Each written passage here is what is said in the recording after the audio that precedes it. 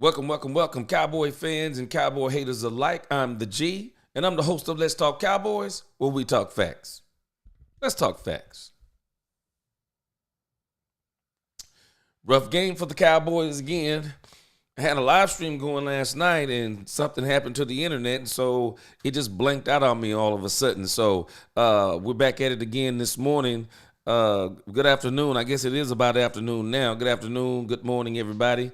Again, we're going to talk some more about the Dallas Cowboys and everything that went on yesterday.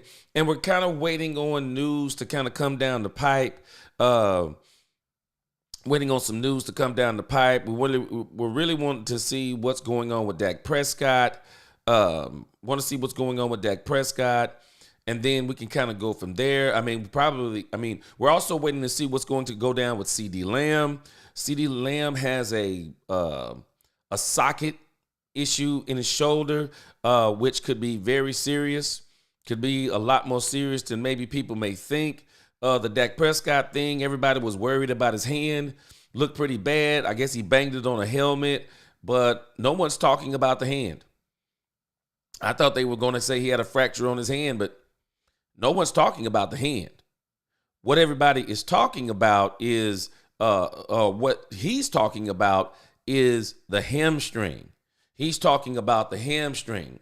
And this is one of those issues. I still say that Dak Prescott last night was trying extremely hard. He hasn't been running all season long. And then all of a sudden, Dak is running the ball. And I said before, I didn't want Dak to start running the ball unless they changed this offense up to where there was going to be some lanes. And there was a lane. So I will say exactly what I said. If you remember, I said that when the defensive backs turn their back and they're running down the field with the wide receivers, then that's when you can actually take off running because the defensive backs aren't facing you. And so Dak did take advantage of that. But the problem is Dak has not been running all season long. And so we get to week 8, and all of a sudden, Dak is doing some things he hadn't done all season, and he pulls a hamstring.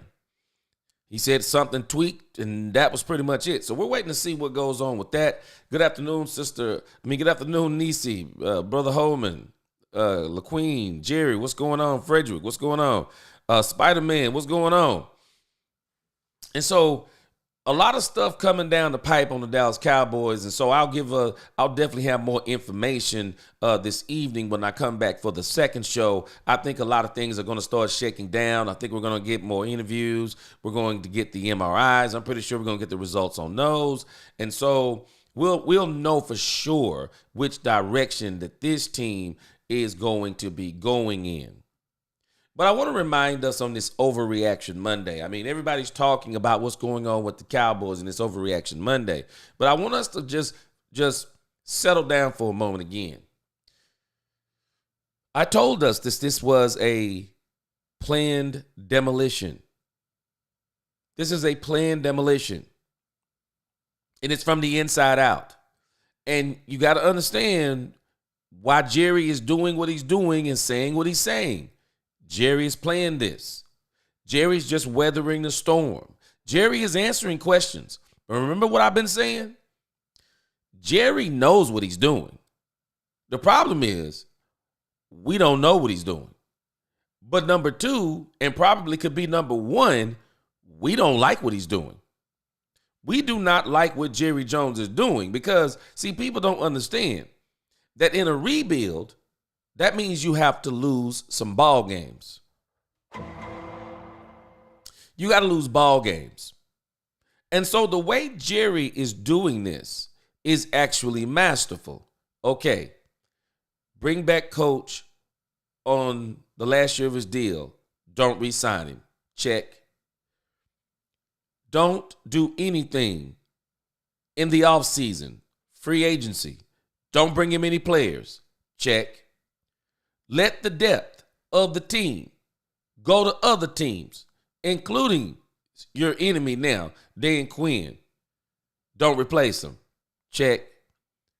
Don't do anything to help your quarterback that you're about to sign to a $60 million deal. Check. If you just go down the line, all of this is making sense. Bring in a defensive coordinator on a 1-year deal just to hold it down. And oh, yeah, by the way, I'm not going to give him any players either. Check. This is a planned demolition. Oh, by the way, I'm not going to bring you a running back. Instead, I'm going to bring back Ezekiel Elliott. Check. I know we were all hoping against hope. But let's just be real if we're really looking at this for what it is. This is a planned demolition. The explosives have been set inside the building. We want to make sure that the explosion doesn't go out. We want it to implode. Is anybody paying attention to what they're watching?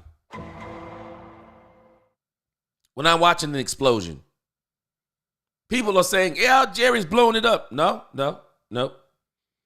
Jerry is not blowing it up. Jerry made sure it imploded. That's what we're watching. The Cowboys team, if you'll notice, it's imploding. It's imploding. Because the problem with a planned demolition is that everybody else isn't in on the plan. The problem with the planned demolition, you think about people who work at a place, or it's been a long-standing part of history in a community. And okay, we're going to bring in some shopping malls or some shopping districts and all of this. Well, it may be good in the future, but everybody's mad while it's going on. They're remembering they used to shop there. Their family used to shop there. Memories, all of these different things. And so when you start doing these planned demolitions, people who used to work at these places, man, it just hurts them. Everyone has to uproot. Everyone's upset. And so we're watching a Cowboys team that got 12 victories for 3 seasons in a row. We're watching a Cowboy team that at its pinnacle, we still didn't admit that this team was not what it was supposed to be. The Dallas Cowboys rode a great schedule last year, but they kind of limped into the playoffs and got exposed by the Green Bay Packers. Can't stop the run, can't run the ball. Jerry Jones got in his feelings, and rather than saying, we're one running back away and one linebacker away. Do y'all realize that if Jerry Jones brings back the entire squad from last year, just that squad alone, and add Derrick Henry, and add one, we don't need 2 or 3. If he just adds one defensive player, one linebacker on this team, I guarantee you this team is 12, 13 wins easy. Jerry got in his feelings. And decided, and it's strange to me, why would a man Jerry's age decide that he's going to do a rebuild? Do we not realize how insane this is? If I'm Jerry Jones' age, I'm not doing a soft rebuild. That team that the Cowboys had last year, and this is the very reason why Dan Quinn sabotaged his way out of here. Dan Quinn was upset with Jerry Jones because Jerry Jones wouldn't get him one player. Not a bunch, y'all. Dan Quinn wasn't asking for a bunch, because one thing we're realizing about Dan Quinn was doing a lot with, and I won't say that defense was bad last year and the talent wasn't bad, because I think it was actually good. But Dan Quinn was doing a lot with a good defense. Notice how Trayvon Diggs looked under Dan Quinn. Notice how Michael Parsons looked under Dan Quinn. All Dan Quinn needed was one more playmaker. All he needed was another linebacker. I mean, do we not realize we're looking at the same safeties from last year? Why do they look so different? Dan Quinn. Dan Quinn.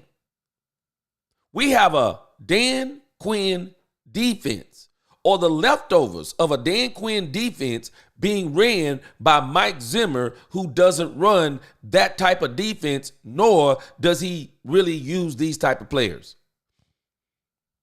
I'm telling y'all, people can say anything they want to about Mike Zimmer. I'm going to defend Mike Zimmer. Mike Zimmer has been doing it, man. With what Mike Zimmer is actually doing the opposite of Mike McCarthy.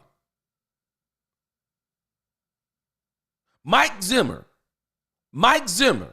with literally nothing left, injury after injury after injury, Mike Zimmer has performed in some way or another. And I'm going to show you again where we were last night. I'm telling y'all, Mike Zimmer, this man deserves an applause. This man deserves applause. Not the news. Mike Zimmer deserves applause, y'all. Mike Zimmer has been doing more with less than Mike McCarthy. He's been doing more with less, and we're going to get into that too. I'm telling you, this man, Mike Zimmer, he definitely needs a bonus. Nisi says we're not overreacting. This team is underperforming. And why, Nisi? Think about it. Why are they underperforming? Some of it is bad play. It just is what it is. I mean, it's just bad play.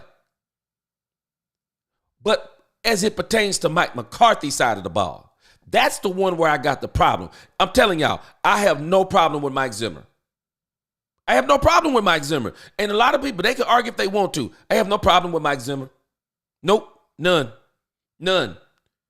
With what Mike Zimmer is dealing with unequivocally, Mike Zimmer has an excuse. Mike Zimmer has an excuse. Injury-ridden defense. Y'all think about this. So we watched Mike Zimmer start to hit his stride at the second half of the Baltimore Ravens game. Rolled that into the Pittsburgh game. Eric Kendricks was out in the Detroit game. Zimmer got riled back up, rolled right back into the San Francisco game. Looked pretty good. Only thing messed him up was the third quarter. Rolls into the Atlanta Falcons game. And in a game where there were people who were literally saying that the Falcons were going to run for as much as 250 yards, Mike Zimmer held the Falcons to 100 yards rushing. Tell me he didn't do his job. Tell me he didn't do his job. Held the San Francisco 49ers to under 30 points. Tell me he didn't do his job.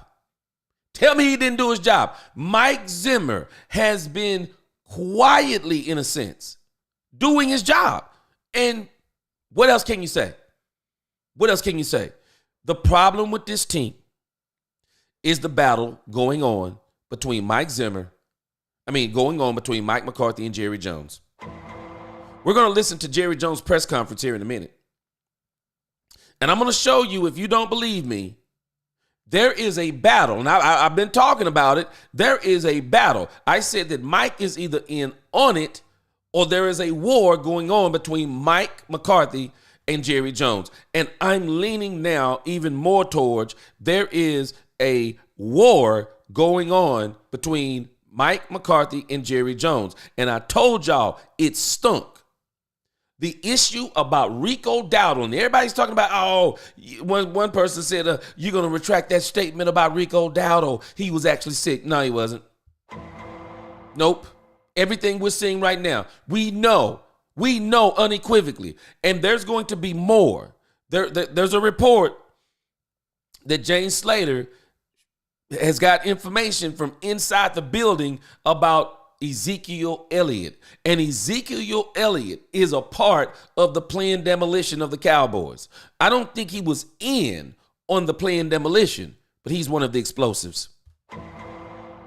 He's one of the explosives inside the building. Ezekiel Elliott has been causing nothing but problems inside of this Dallas Cowboy locker room. Nothing but problems inside of this organization. People can now argue all they want to about Ezekiel Elliott, but this man has been a problem. And I'm actually laughing that they agreed. There was no mutual agreement that Zeke don't take the trip. Well, of course there's a mutual agreement because Zeke is saying that if you were going to make me a healthy scratch for the first time in my career, well, what's the point in me going? Yeah, what's the point in you going? That's the agreement. Nisi says, when hiring a head coach, Jerry, please let Jimmy be a part of the process. His football IQ needs to be a part of the charts. I'll tell you another person another person that they need to bring on as a consultant. I believe they need to bring on Troy Aikman. I believe the Cowboys need to bring on Troy Aikman as a part of the consultation process. They really do. They need to show enough, sit down and really figure out what they're going to do, which, again, I think Jerry already knows what he's going to do. Spider-Man says that was a Dan Quinn designed defense. Yep. Quick, tall players. They were good at taking away the ball, but cannot stop the run. And guess what we're having a problem with right now? We're not getting any turnovers. Mike Zimmer, but I'll give Mike Zimmer credit. But what Mike Zimmer has done week after week after week, unlike Mike McCarthy, y'all, Zimmer has gotten better every week. Zimmer gets better every week no matter what injury comes down. Zimmer gets better every week. Think about it. No Deron Bland. No Michael Parsons. No D. Law. Zimmer has been rising to the occasion every single week. Every single week. I give him credit. Taz, what's going on? We're going to talk about this thing that you're talking about right there with Trey Lance. And I think I may save that for the afternoon show because I want to see exactly what they're going to say about Dak Prescott first. I mean, Dak Prescott could literally surprise us, which I hope he doesn't. But Dak Prescott, listening to him last night, Dak Prescott wants to play. Dak Prescott wants to play, and I don't think he needs to rush back. Gregory says you don't need firefighters to put out a fire. You just need the will. Mike Zimmer's got the defense playing well, with the exception of one player. How can Trayvon Diggs be the worst player on the defense? How can the player who had the unmitigated gall to be on Michael Parsons' podcast, naming his top 10, leaving out his quarterback, talking about he's liking how Matthew Stafford is playing. Matthew Stafford is losing too.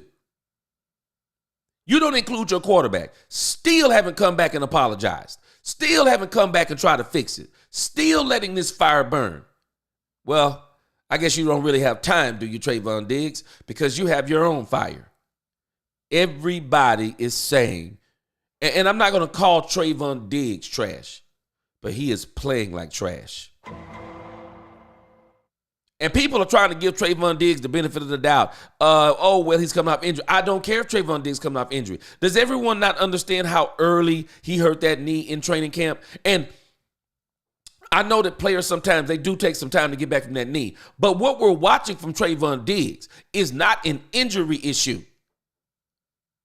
We're watching a technique issue. We're watching a lack of desire, a lack of... I don't know what's the problem with Trayvon Diggs. You think about, they run 3 wide receivers on one side.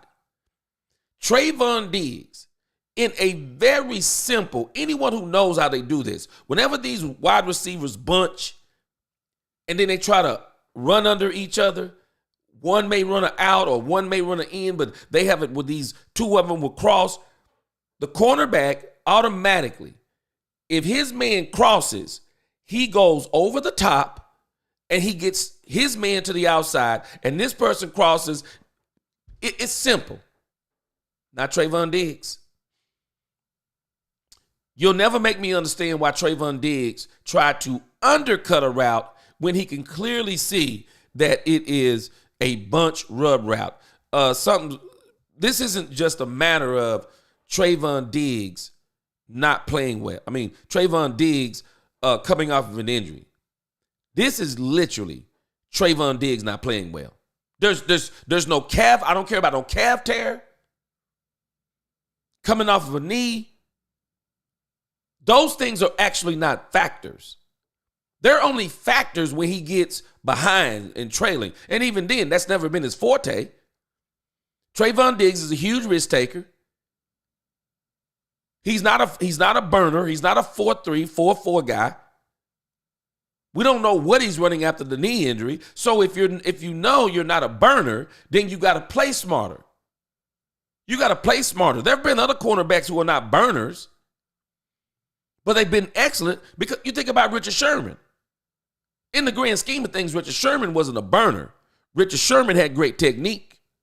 And that's how Richard Sherman stopped a lot of wide receivers. Nancy says, if the O-line is doing their job properly, why have the O-line coach and Mike moved them around? Why hasn't the O-line coach been fired? This guy's terrible. This guy is terrible, man. Love James Slater, the only reporter that can rattle Jerry. You better believe it. James Slater be all on it. Agreed. Troy will light a lot of fires in these players. I mean, they need to bring Troy on. For real. As the young folks say, for real, for real. Troy Aikman needs to be brought on as a part of this organization. He really does. Spider-Man says no Sam Women, no Sam Williams, and no more Sean Nealon. Spider-Man. Would you not agree? Mike Zimmer has been doing the thing, man. I mean, people aren't talking enough about what Mike Zimmer is literally pulling off. Mike Zimmer, I would argue, has less to work with than Mike McCarthy. And Mike Zimmer is doing more with less than Mike McCarthy is doing with more than less. We're not going to pretend that Mike McCarthy he doesn't have the superstar players per se that he may want. But let's be real. Mike McCarthy is just failing because he just refuses to do what Mike Zimmer is doing. Mike Zimmer is saying, okay, I know, Jerry. I've been here before, been here, done that. I know what this is. I'm on a 1-year deal. Okay, good. I get to get my feet back wet with the Dallas Cowboys. I want to get back in coaching for a few more years before I retire. I love the game. So let me just do what I do with what I have. Not going to do a lot of complaining. I'm just going to motivate these guys to get going. Richard said, I miss how Diggs used to intercept catches and run it down. Why not this year, Dan Quinn? This is the Dan Quinn effect. Spider-Man mentioned it. Dan Quinn has a certain type of defense. Slim, long, lanky, quick. Get to the ball. That's Dan Quinn. That's Dan Quinn all day long. That's not Mike Zimmer. And so Mike Zimmer is bend, don't break. Keep everything in front of you. Mike Zimmer already said there won't be a lot of turnovers because we're not going to really take a lot of chances. We're going to keep everything in front of us. Bend, don't break. Bend, don't break. The problem is Trayvon Diggs is shattering. He's not just breaking, he's shattering. Trayvon Diggs still likes to take a lot of chances. But if Trayvon Diggs was really playing within the system, Trayvon Diggs wouldn't be giving up these touchdowns. Trayvon Diggs is getting torched. Trayvon Diggs' mind is saying one thing, but his body is telling him something else. Trayvon Diggs, you're not what you were even 2 years ago, bro. So now you got to get more cerebral. Now you got to say, okay, I got this. Ain't no one's getting behind me. Let me listen to Zimmer. Let me play within the system. Bend, don't break. I'll give you something in front of me, but you won't get anything deep. Nothing cheap, nothing deep. I won't let you get anything deep on me. I'm going to make you work. I'll give you that cushion, but I'm going to make you work for anything past 5 or 6 yards. I'm going to make you work for that. And anything deep, you won't get behind me. He's not doing it. He's not doing it. He's not playing within the system. And that's why, see, You listen to Trayvon Diggs, him and Michael Parsons both. This is why both of them are struggling right now in this system. Even though Michael Parsons has been hurt, this is why Michael Parsons is struggling in this system. He still has memories of Dan Quinn. He loved the way Dan Quinn was letting him you think about it. Michael Parsons, it was talked about last year. As good as Michael Parsons is athletically, Michael Parsons is not a student of the game. I'm not saying he doesn't know the game, because I believe he knows. You play football. I don't even play football. You know some of the game. You watch it long enough, you know some of the game. You play it, you definitely know the game. But the issue with Michael Parsons is he's not a student of the game. Dan Quinn's defense fit him perfectly. Freestyling out there. He freestyling. But that's why you'll notice, though, when Michael Parsons got down the stretch last year in the playoffs, down the stretch at the end of the season, in the playoffs, he's not as effective. You know why? Because now they got plenty of tape on you. And now they're watching all of these weaknesses of the Dan Quinn's defense. The same thing happened in that Super Bowl. You start looking at the weaknesses, because don't let people fool you.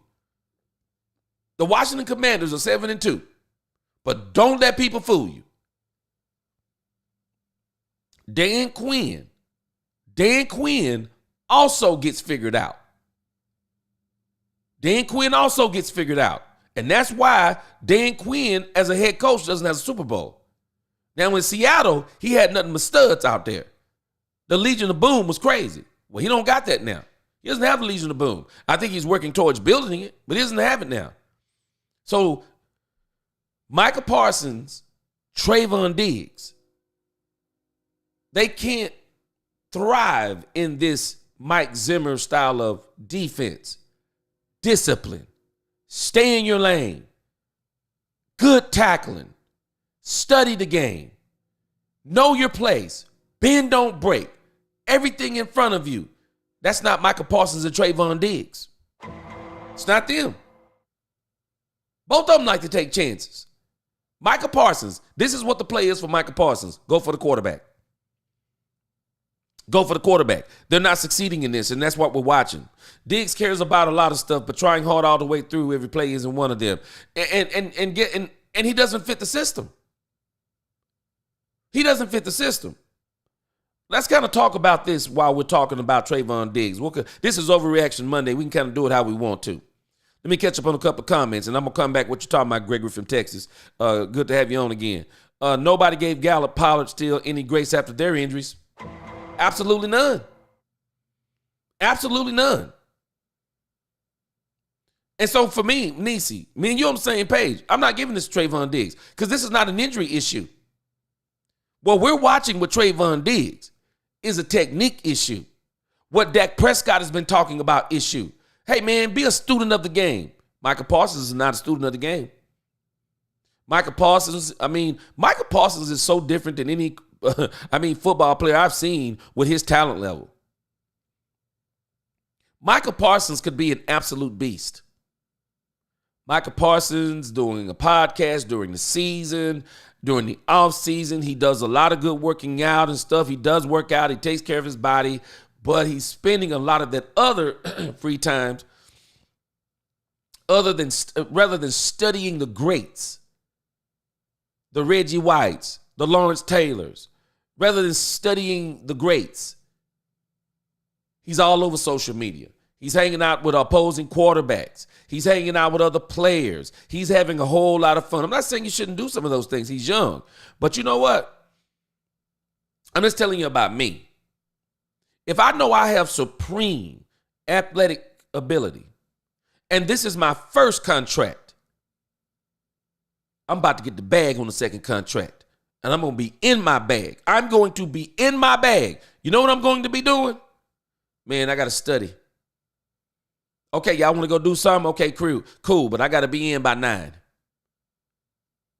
I got to study, man. I'm watching tape. Man, it's the off season. I know. I'm still watching tape. I want to watch every one of my plays, what I did good, what I did bad. I want to call up DeMarcus Ware. I want to see if he can work out with me. And he's done some of those things. I want to talk to some of these Cowboy legends, some of these Super Bowl winners.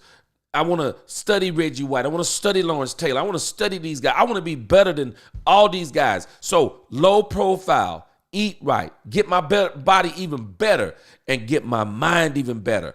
I'm going to focus. Hey, Mike Zimmer, you're the coach. What do you need for me to do? That's what I'm doing. I want to be the best at my position if I got this God-given ability. How do I maximize it now? See, sometimes these young guys, Michael Vick will tell you this all day long. One of Michael Vick's biggest regrets and biggest mistakes. I'm going to tell y'all something about Mike Vick. Mike Vick is probably in my top 5 quarterbacks, not performance-wise. Not performance-wise. So don't get that. Let's not get it twisted. But people do not understand when you talk about talent, arm talent, speed, agility, all of these different things, whatever attributes you like in a quarterback physically. People do not understand Michael Vick is one of the greatest physical specimen quarterbacks we've seen in the last 50 years. Cam Newton was also because of size. Michael Vick, because of sheer speed and arm strength. Man, let me tell y'all. Y'all think Lamar Jackson is fast? Lamar Jackson is quick and somewhat fast. You haven't really seen speed until you watch Michael Vick play. Michael Vick was fast. Fast. I mean, super fast. Could left-handed. Didn't even have to wind up. Could literally just flick the ball 60, 70 yards in the air. Michael Vick was a physical phenomenon. You know what his problem was? He wasn't a student of the game. He was so physically gifted, he didn't feel like he had to do any work. Watch the Mike Vick documentary. It's insane. Coaches would give him blank DVDs. Hey, here's the game film. Just to see if he's going to watch the DVDs. He never complained once about the DVDs being blank. When you get guys who are so physically gifted and they can out-talent people, some of those guys don't be students of the game. And that's what I see about Michael Parsons. He's not a student of the game. And that's why he's going to struggle until he makes a decision to be a student of the game. And I'm realizing something about Trayvon Diggs. He's not a student of the game. He's not a student of the game. You got to be a student of the game if you really want to be elite in this league, because everybody's talented. Spider-Man says, I think Diggs would have to work a little harder to beat out Hooker as worst player on team. Boy, let me tell you something.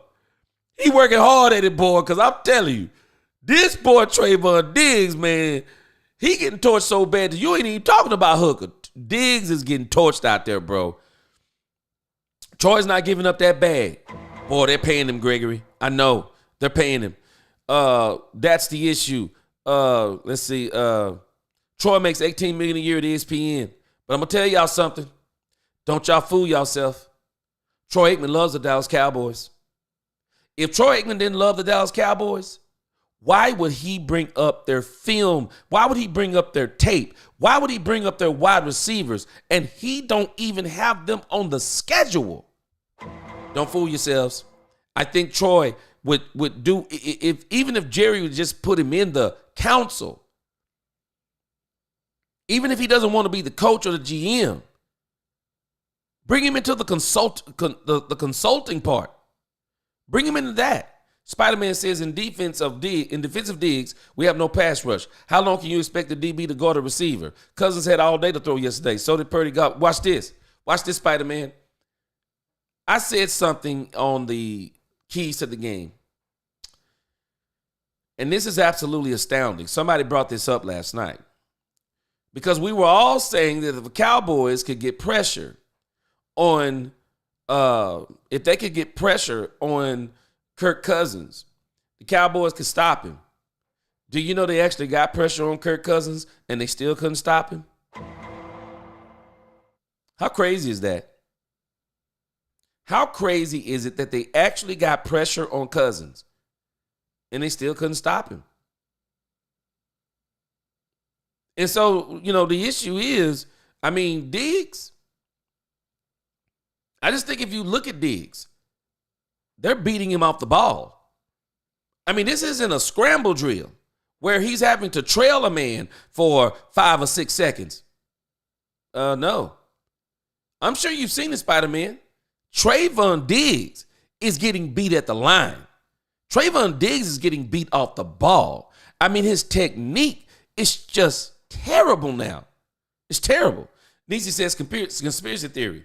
Is Trayvon a hooker playing poorly to get out, get cut or traded to the Commanders since they are so buddy-buddy with DQ? Hold on a second. I'm sorry. Let me talk about it just for a moment because you and Greg both have mentioned it. and let's go to this. Write it down here. So Diggs. So Jerry Jones says, I was going to mention this last night. Let's see here. Watch this. Speaking of Trayvon Diggs, Nisi, you said, do you think he's doing it to get cut? Let me read your next comment. That the Commanders' defense looked like one of ours from last year. Easy to figure out. Oh, you better believe it. It's Dan Quinn. And you want to know what else, Nisi? It looks the way Dan Quinn wanted ours to look if you gave him Bobby Wagner. Dan Quinn couldn't wait to go get Bobby Wagner. He couldn't wait to go get him. That was a problem with the team. They came into several games as we got this. Why study or be prepared? Let's focus on the after party. I'm telling us, this Cowboy team is very arrogant. Was very arrogant. They're getting humble now. Reminder to like this fine content. Appreciate you, Greg. If Jerry offers Troy GM by ESPN, you know what? Woo, he gonna have to pay this man some money. $18 million, hard to give up, man. Cooper Rush, old, have started second half Cowboys win. Dak missed too many reads. Not buying the Dak delusional. Cooper, anybody talking about Cooper Rush, I can't take you serious. If Cooper Rush is all that again, why is he on the Dallas Cowboys? The backup quarterback is always the most popular man in the room. He always seems to roll off the bench and does way better than the starter for a game or two because, hold on, we don't have no tape on him. Hold on, we were not expecting him. We were not preparing for him. Man, what are you talking about? Cooper Rush was terrible out there. Did you see the box score? Stop it. Not listen to this madness. Cooper Rush, if he's that good, why is he with the Dallas Cowboys? They gave him the opportunity to go shop himself. Not even the Raiders wanted him over Minshew or Donald. Stop it. Not listening to you. You might need to slash the fan part off. Delusional is right in some of those takes. Gene said, Nisi, I don't think Troy would come help Jerry out of this mess. He still has not forgiven him for cheating him out. Ooh, I brought that up, Gene. I brought that up. 4 Super Bowls and letting Jimmy go. I think that's one of the reasons why Troy is not as close to this organization as he could be. I think Troy still resents Jerry for bringing on Barry Switzer. I'm telling y'all, Barry Switzer was the beginning of this cottonelle mentality the Cowboys have. Barry Switzer was the beginning. Barry Switzer was the beginning of Jerry World because it could not be Jerry World with Jimmy in it because Jimmy had way too much cachet, way too much clout, and Jimmy is arrogant as all get out too. Don't let him fool you. Jimmy head was too big for Jerry, especially when Jimmy is not only bragging, can you call it bragging when you're telling the truth? Jimmy was arrogant and successful. That was too much for Jerry. Tom Brady couldn't play. Tom Brady couldn't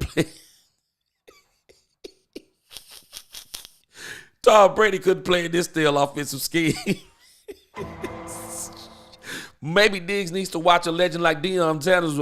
But But Richard, you can watch Deion all you want to, but you can't beat Deion if you ain't got 4.3 speed, because Deion took a lot of chances, but the recovery was insane.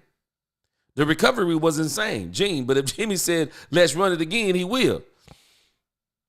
Box score, saw the game. Box score, 7 drop passes, 2 drop touchdowns. Still not going. You can tell me anything you want. Again, you can't answer the question. If Cooper Rush was that good, why is he still with the Dallas Cowboys?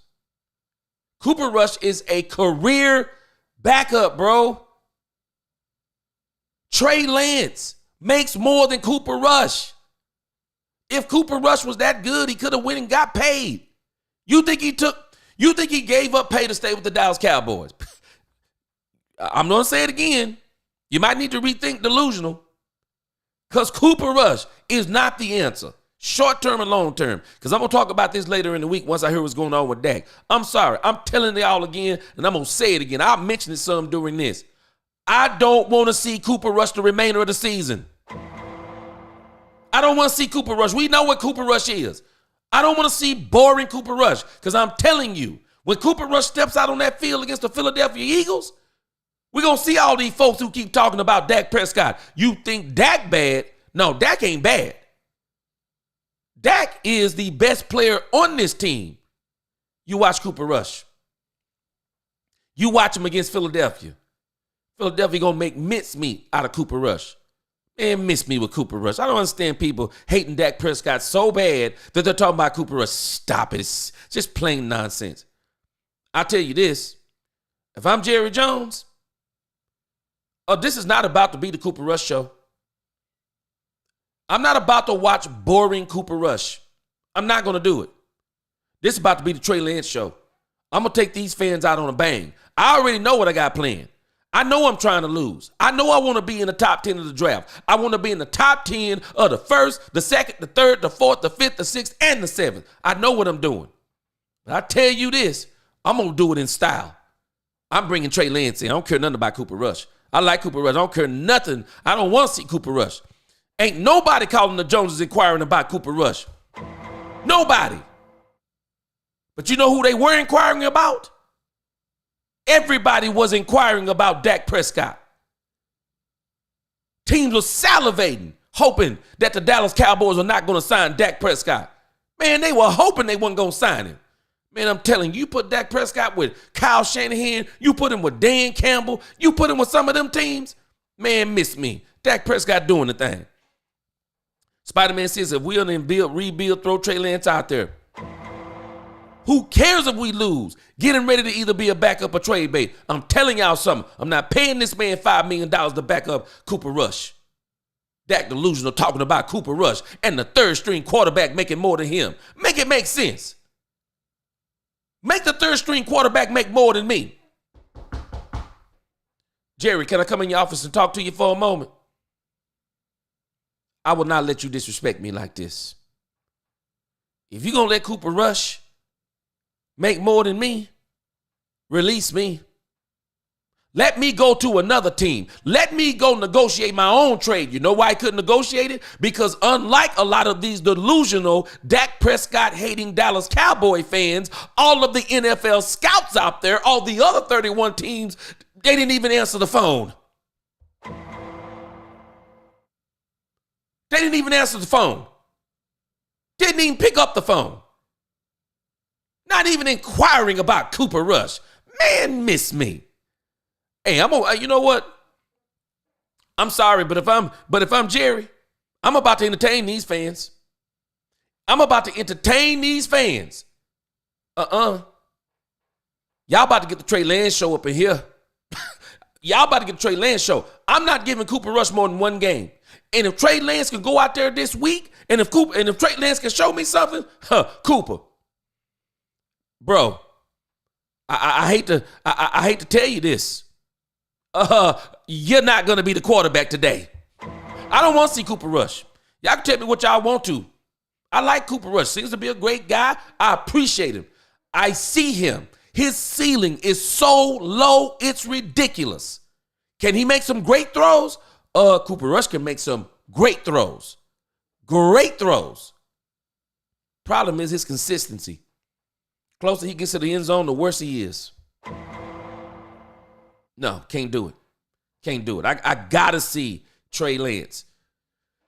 And let's bring this to where we've been talking with Gregory and Nisi. Deadline, trade deadline tomorrow. Look at this. Jerry Jones is up in here clowning again.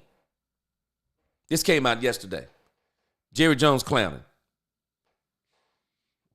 Jerry Jones insists he believes in Cowboys and is planning trade deadline moves. The Dallas Cowboys fell to 3-5 this week now, but owner Jerry Jones isn't panicking amidst his team's spiral towards mediocrity. Y'all know why he's not panicking? When you plan the implosion, why you? Let me tell y'all, I'm laughing at these folks talking about, I know the way to stop Jerry Jones. Stop buying tickets. Okay, don't buy them. Somebody else will. You know why they have those tours at the Star? For people who say they don't want to come back. The Cowboys are going to continue to be big business. I don't care what anyone says. There are too many people that love the Dallas Cowboys.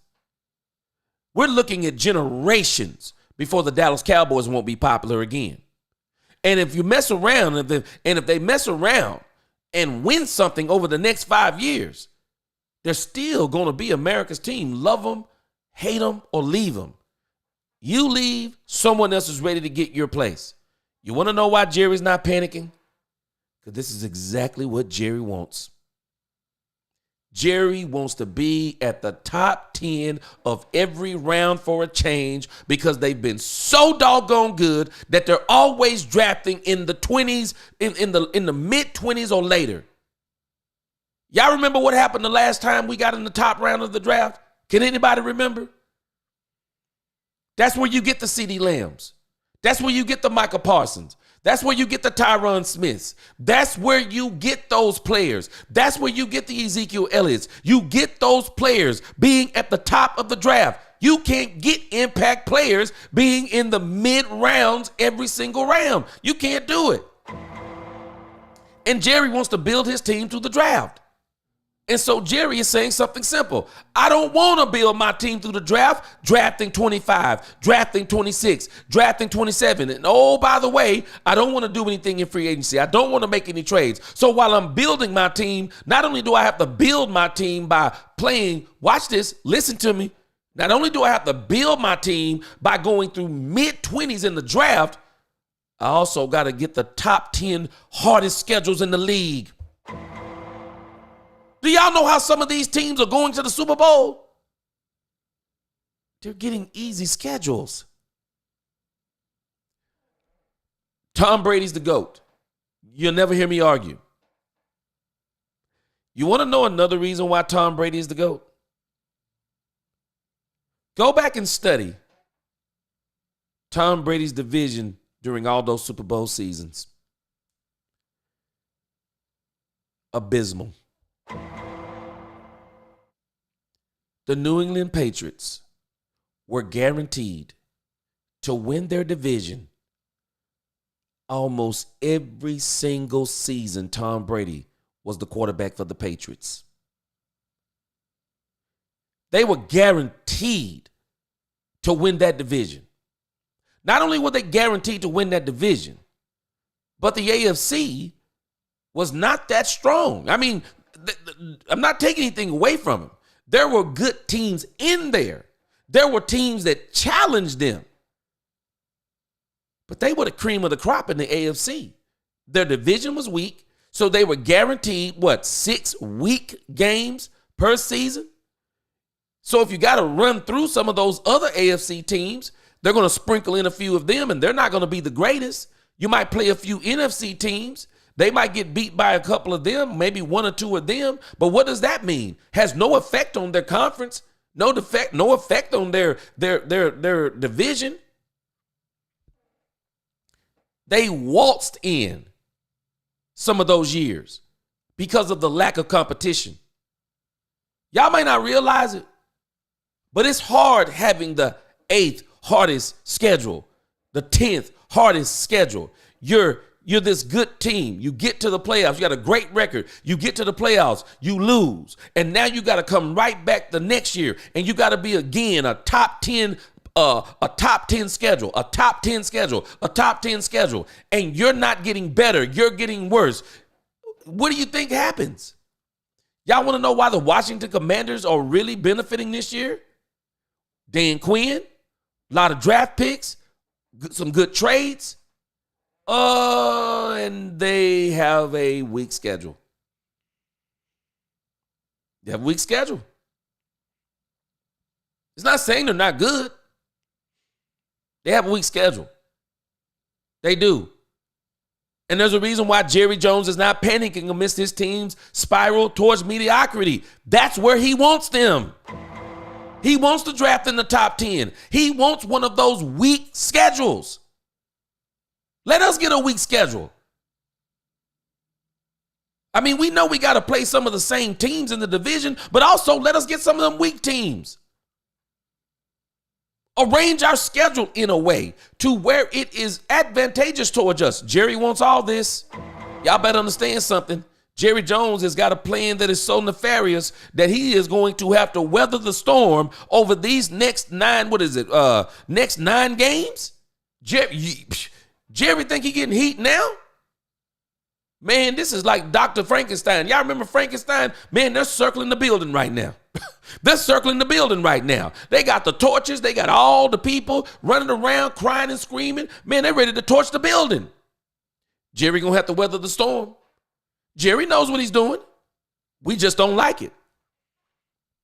It says here the traveling circus, that is the Dallas Cowboys, traveled to Mercedes-Benz Stadium on Sunday to take on the Atlanta Falcons. After injuries to quarterback Dak Prescott and receiver CeeDee Lamb, a disciplinary benching of running back Ezekiel Elliott, and a futile coaching effort, Dallas fell 27-21. The loss has set the Cowboys back to 3-5, extending the losing streak to 3 games and making it seem like the sky's falling back home.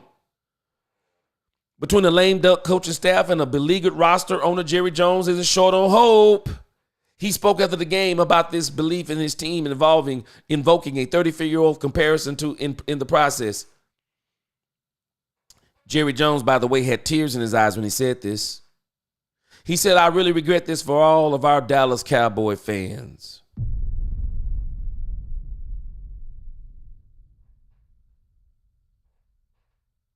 What does he mean by that? What does he mean by that? Is he talking about the losing? Jerry is very cryptic, y'all. Y'all better listen to what he's saying. I regret this for all the fans. Watch how Jerry Jones thinks. I'm going to show you. I could be totally wrong, but I think I know what he's thinking. I regret this for all of our fans. What do you regret, Jerry? That I'm rebuilding?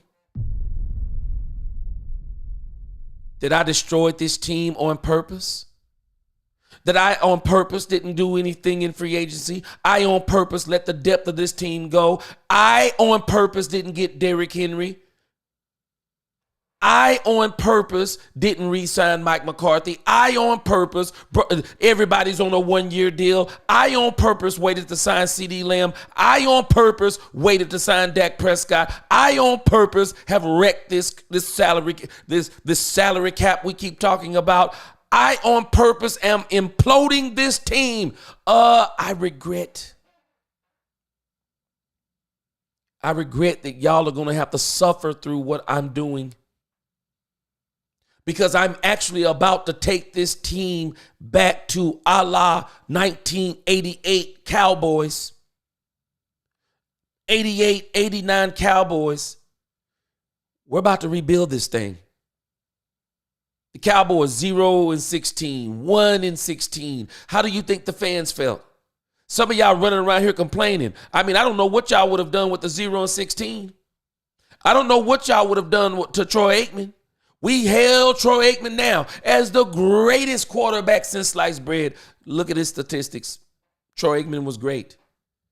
But he had Hall of Famers surrounding him everywhere. Because I remember before Troy Aikman before he got the Hall of Famers. I remember Troy Aikman. I remember Troy Aikman and I think it was Steve Berline thing. I remember Troy Aikman. I remember him. And if we've been in this social media age of the 0-16 and the 1-15, I don't know if Troy survives. They would have killed Troy Aikman. Worse than what they're doing, Dak Prescott and Tony Romo. They would have killed Troy Aikman. Would we have had the patience to go 1-31? You think you're crying now? I watch those teams. Hard to watch. Hard to watch. Jerry's saying something. I regret that y'all are going to have to suffer through what I'm about to take you through. I'm rebuilding. I don't care who it makes, man. Watch what he says. We'll tell you this. I've been around. What do you mean, Jerry? What do you mean you've been around? I've seen Michael tear up and cry when he couldn't lose anybody because he was just recovering from knee surgery. What are you talking about? I'm taking you back to 0-15. 0-1. I'm taking you back to 0-16, 1-15. I'm taking you back to that moment because we're back at that moment. Y'all ought to be happy you got more games than what you got then. Are y'all hearing what I'm telling you? Y'all ought to be happy you getting more games than you got then because I've been around. I remember when we couldn't win nothing. But guess what? I bought that team. And I said I was going to rebuild that team. Y'all remember what Jerry Jones said back in those days when he was all pretty with that nice hair? There is no substitute for winning. And we are going to win. That's Jerry Jones. This is that same Jerry Jones saying, I'm about to take you all the way back. See, some of us need to be brought back. I don't know about y'all, but sometimes I'm old enough now that when I hear certain music, it puts me in a certain mood because I remember from that music where I was, my mom being alive. I remember my family.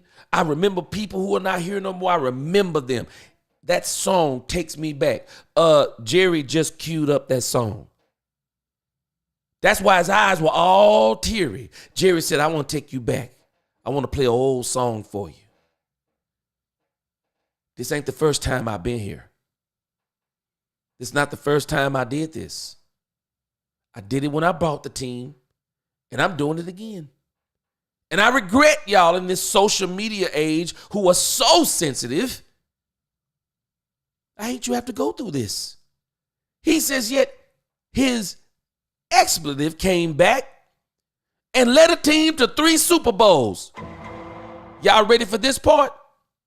Why didn't he say Troy Aikman led this team to 3 Super Bowls? Why didn't he say Troy Aikman? Y'all not hearing me. Troy Aikman was on a team full of Hall of Famers. A team full of dogs. I mean dogs. A team full. You didn't have to worry about Troy Aikman being the only vocal leader because Michael Irvin, from what I hear, was the most vocalist leader. He was the most vocal leader of them all. Irvin would be tearing. Y'all think Troy tore into those coaches on that clip we watched a couple of weeks ago? Michael Irvin would be tearing up this wide receiver room. This running back room. Michael Irvin would be tearing this team up. You wouldn't have to worry about Dak Prescott, Troy Aikman. They didn't have to worry about Troy Aikman because they were going to have to answer to this man right here. He says, look at this. He says, I know you can be there if you are there. That room's full of guys that can get it done. I believe in them, coaches and all. Jerry is straight up lying. Nah, he's straight up lying. Jerry is trusting his own process because we're looking at a room full of coaches and a room full of players. I bet you not even 75% of them will be here next year. But Jerry's saying something. But I believe in y'all to help me implode this thing. Y'all better listen to what Jerry is saying. Jerry is saying something. That's why he went to that memory. Whether anyone recognizes it or not, Jerry is saying something. I'm taking y'all back to where I've been. I've been around here, and I'm doing this again. I'm about to rebuild this thing. I got my quarterback in Troy Aikman. What was it, 1988, 89? I got my quarterback. Y'all want to know what Jerry Jones did when he rebuilt the team the first time when he brought it? I got my wide receiver. It was Troy Aikman, it was Michael Irvin, and then it was everyone else around him. And you know what he did? You know what he did? This is leading to me where I'm going. Watch this. He says maybe he truly has faith in a Dallas revival. No, he don't. Perhaps he's holding out the hope to make sure people keep tuning in and talking about the Cowboys. That's what he's doing. He's saying, ride with me, keep rolling with me, I'll show you what I'm doing. To us, that surely seems his motivation is almost senselessly hinting that reeling Dallas might suddenly scrap its blow it up plan to become a buyer at Tuesday's trade deadline. Said Jerry Jones into the Big Ten as always. We got a shot. We think to improve our roster. We have some things in the mix. We'll probably do. Let me show you what he's saying. He said we'll probably do a couple of things this week. What? What are you going to do, Jerry? Y'all help me. What is Jerry going to do? What is he going to do, y'all? Y'all tell me who can Jerry bring in right now to help this team? Who can he bring in? Y'all help me out, because I'm gonna finish my thought where I am. Because we've bought up a couple of players, and I'm about to tell you where I think Jerry really needs to take this old song he playing all the way back to. I'm gonna tell y'all where Jerry needs to take this thing. Gene said I'm preaching. You ain't heard nothing yet, Gene. Watch where I'm about to take you. Frederick said time to evaluate your young players to determine who you can trade for future assets. I'm about to take you somewhere, Frederick. Look forward to 2025. Jerry already there. Frederick, Jerry already there. Jerry said y'all in 2024. I'm gone. Do y'all hear what I'm telling you? I'm laughing at folks still crying about what happened on Sunday. I'm not crying. I'm still going to enjoy this season.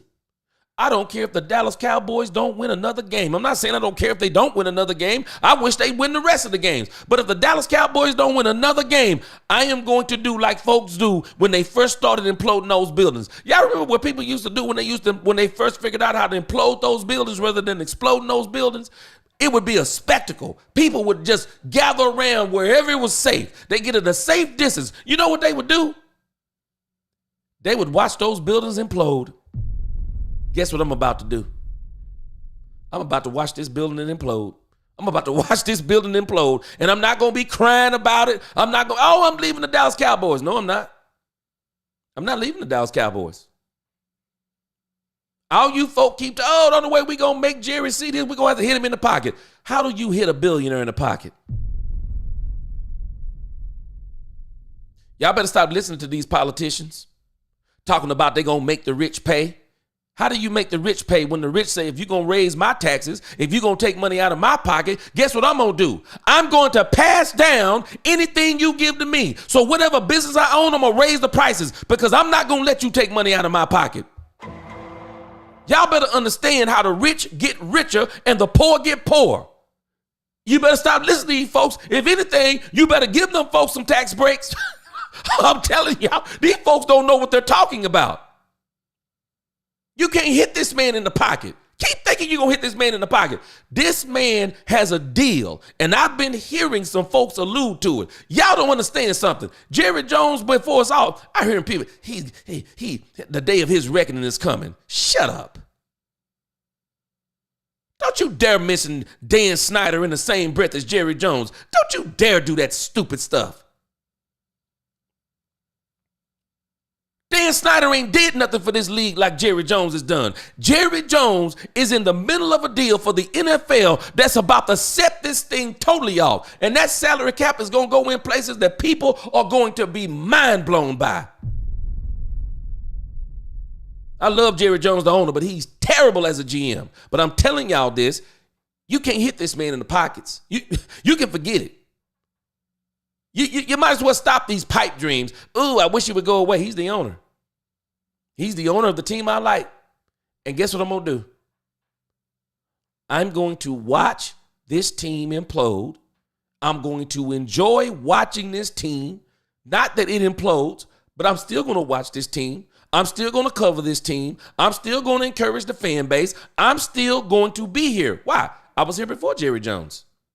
Not on YouTube, but I like the Dallas Cowboys before Jerry Jones. I'm going to like the Cowboys even with the Joneses. And I'm telling y'all, Jerry is imploding this thing. And Jerry is saying, I just want y'all to ride with me because I want you to suffer through what I'm doing. Because I'll tell you what I would be doing if I'm Jerry Jones. And I don't think there's anybody that Jerry Jones could bring in. Y'all tell me in the chat. I don't think there's anybody he can bring in. I think he knows there's nobody he can bring in. I don't think he wants to bring anybody in.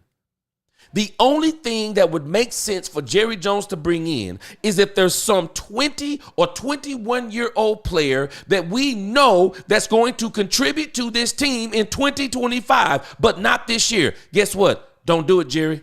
I hope Jerry does absolutely nothing. I don't want Jerry to go get no players. It would only be trying to appease the fan base who's already disappointed. So why play with their emotions any further? Don't do it, Jerry. I'm going to tell you what I would like to see Jerry Jones do. I want to see Jerry Jones make the 2024 Herschel Walker trade from 1989. The Herschel Walker trade changed life for the Dallas Cowboys.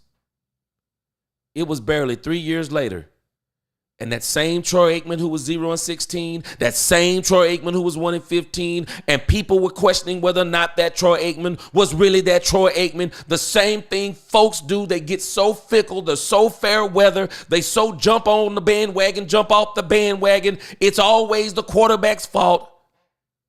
Them same folk jumping back on the bandwagon the moment the Dallas Cowboys go to the Super Bowl. I want Jerry Jones to make the new 2024 Herschel Walker trade. Trade Micah Parsons. I know I'm hoping against hope. Trade Micah Parsons. Trade him. I don't think he wants to be here. Trade him. Trade Trayvon Diggs. Trade him. You got your 88-89 combination. You got Troy and Michael Irvin. You got Dak and CD Lamb. They're committed. You've committed to them. Those contracts start next year. That's your 4-year deal right there. CD will probably be extended 1 more year. You're going to get CD for 4. You're going to get Dak for 4. You got your quarterback. You got your wide receiver. Hopefully you got your kicker in Brandon Aubrey, because if there's anybody I'm signing Brandon Aubrey. I'm signing Brandon Aubrey. I'd be signing Brandon Aubrey right now. I'm not even waiting on that. You want to make this fan base happy, Jerry? Man, let me tell you what you do. Go sign Brandon Aubrey tomorrow. Some of this fan base will be like, well, at least he did something good. I'm signing Brandon Aubrey. But I tell you this. Don't you buy anything at this trade deadline, Jerry, because I don't think you're going to buy anything. I'll be shocked if you buy something. And if Jerry buys something, y'all better prepare yourselves. It's going to be something that's going to cost him nothing, and it will be no commitment, and it won't be for 2025. If Jerry gets us some at this trade deadline, it's only going to be something to entertain the fan base. That's it. That's it. There's nothing Jerry can do. I think right now what's happening is the team, Mike McCarthy, people keep talking about Mike McCarthy has lost the locker room. No, he hasn't. No, he hasn't. Jerry Jones has lost the locker room. Mike McCarthy hasn't lost the locker room. Jerry Jones has.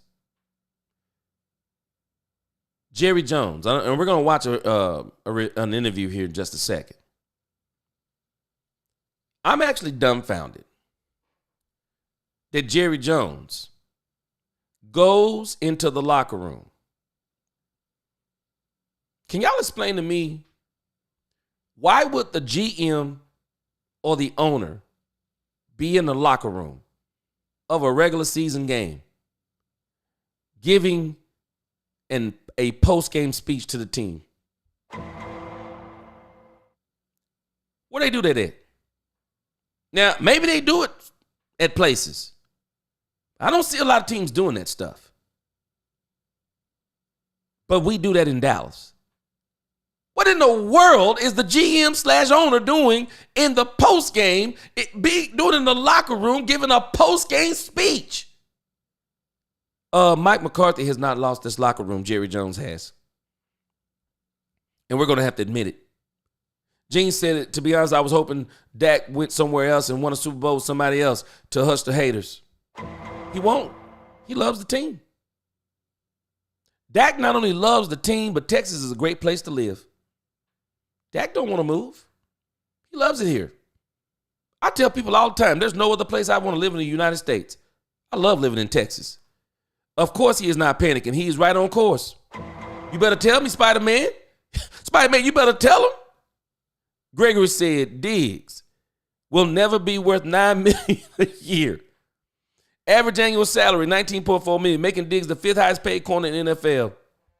Watch this. I'm going to only debate you on this one issue. Greg, you know who will pay him $9 million, or you know who will take on that salary? The Washington Commanders. I don't know what Jerry Jones doing. But I tell you what I be doing. Dan Quinn. I mean, you got all my players anyway. You got all of my players anyway once you took over the Commanders. I tell you what.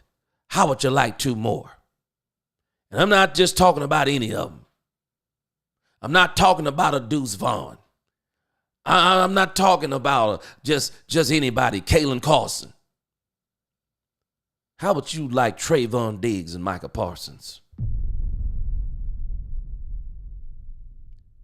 I bet y'all Dan Quinn would break his neck. Dan Quinn would break his neck getting upstairs to the GM of the Washington Commanders and say, guess what? We got an opportunity to get Micah Parsons and Trayvon Diggs, and we got to do it. Niecy, you better say it. I'm going to tell y'all something about Niecy. This woman know football. They had a weak schedule the Zeke and Dak rookie year. Guess what, y'all? Jerry wants to be at the top 10, and he wants a weak schedule. Why wouldn't he? It was the formula for the New England Patriots. Why wouldn't he? A lot of these teams are benefiting from weak schedules. A la Detroit Lions, anybody? A la Minnesota Vikings, anybody? They're benefiting from weaker schedules. And Detroit, I'll give them a little bit more credit. They're benefiting because, number one, they're just flat out good. I mean, they're just flat out good. Number two, the NFC is kind of going through a lot of brand new quarterbacks and us on a rebuild. So it's a perfect storm. But those weaker schedules, they hurt. Michelle says JJ is full of and he may be. He know what he doing though. Jerry about to rebuild this thing, y'all.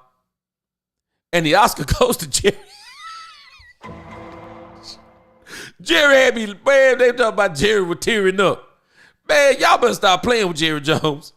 Jerry Jones is tearing up because Jerry Jones ain't worried about this season. Jerry Jones is not worried about this season.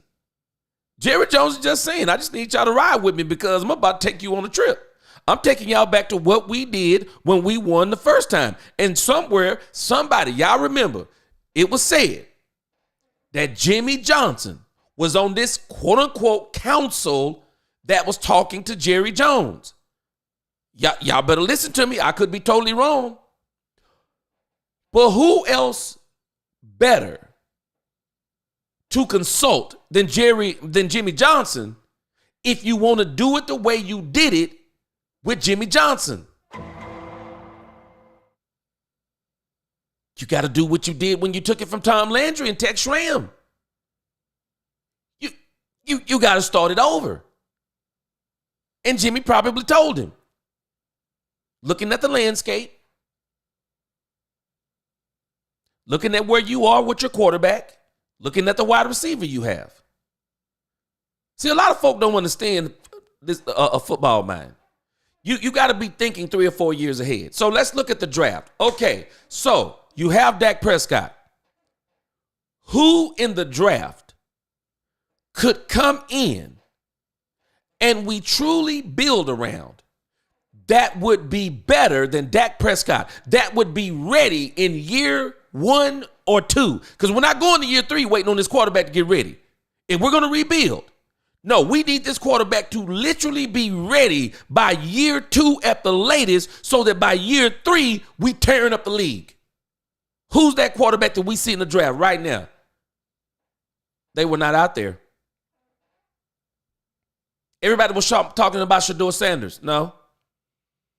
I hate to be the bearer of bad news, but it wasn't Shedeur Sanders.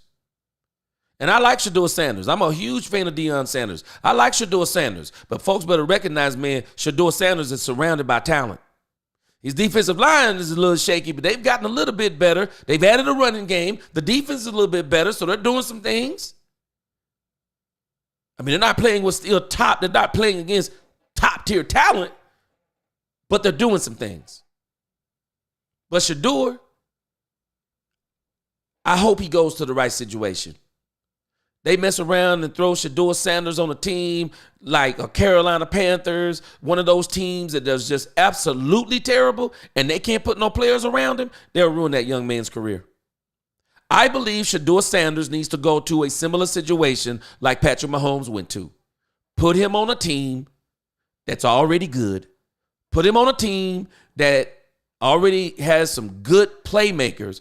Put him on a team where there's some great coaching. Put him on a team to where he can immediately come in, and by year number 2, he takes off. They're looking at that draft. They're looking at, do we want another free agent who would be better than Dak Prescott, who was the runner-up MVP? I mean, who would we get? I believe Jimmy said re-sign him. I believe Jimmy Johnson said re-sign him. I believe Jimmy Johnson said re-sign CD. I'm hoping that Jimmy is saying trade Michael Parsons and Trayvon Diggs, because that's your Herschel Walker trade. And the reason why I said it's your Herschel Walker trade, watch this. Look how you looked with Trayvon Diggs and Michael Parsons before they got hurt, and look how you look with them after they got hurt.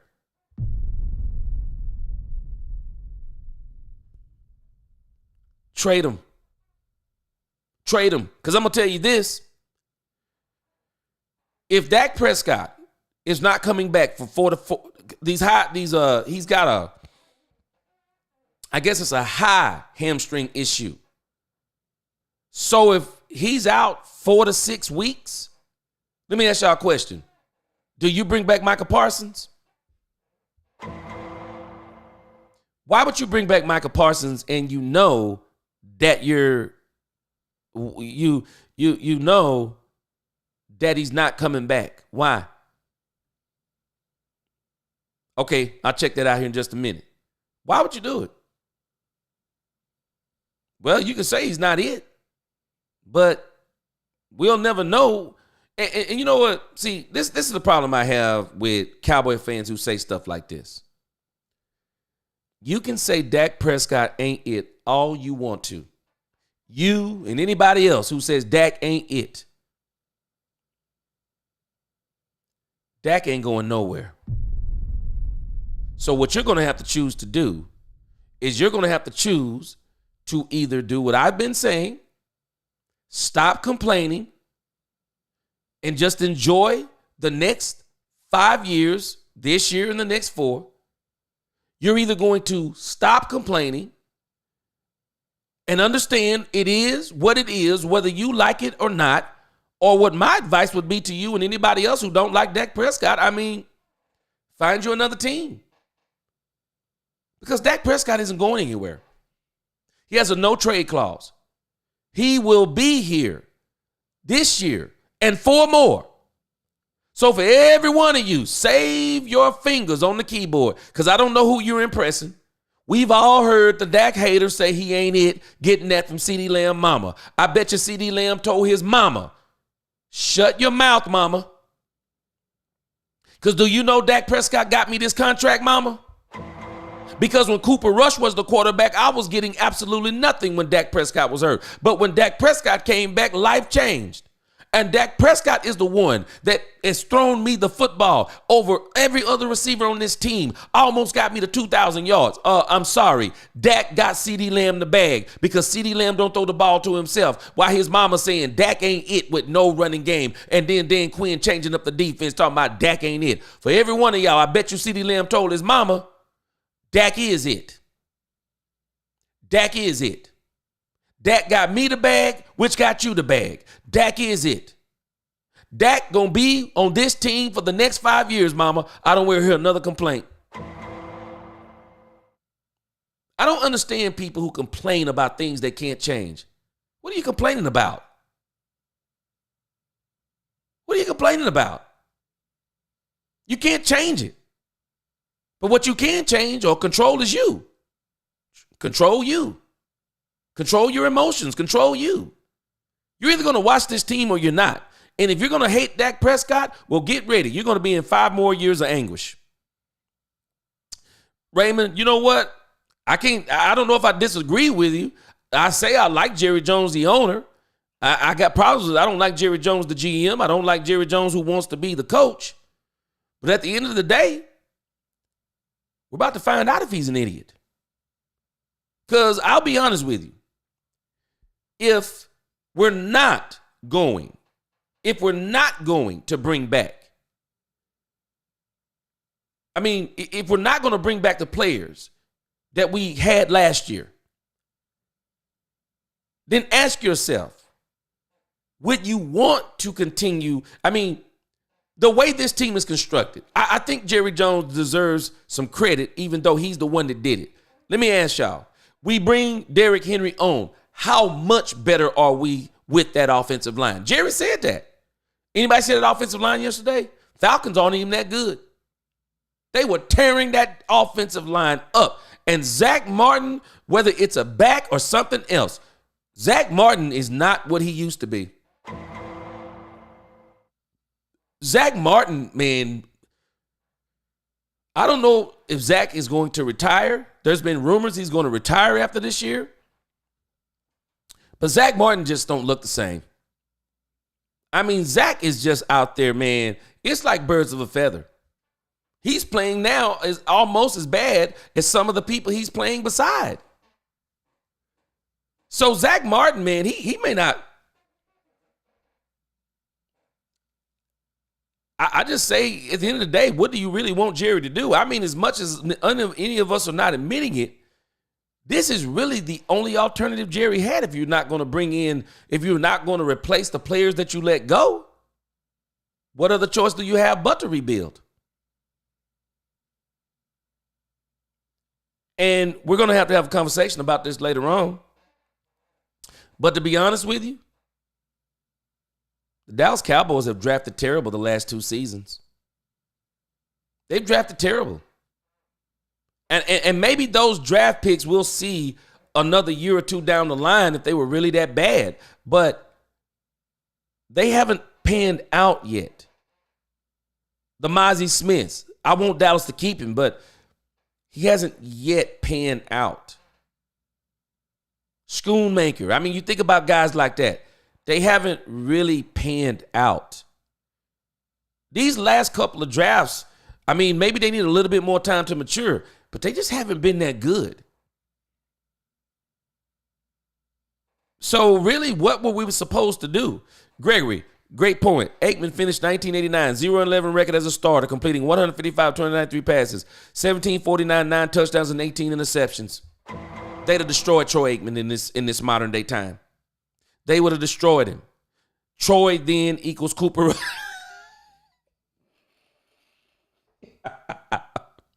Niecy, you about to get you about to get killed by some of these Dallas Cowboy fans in here. We all remember cuz Dan Bailey and all them.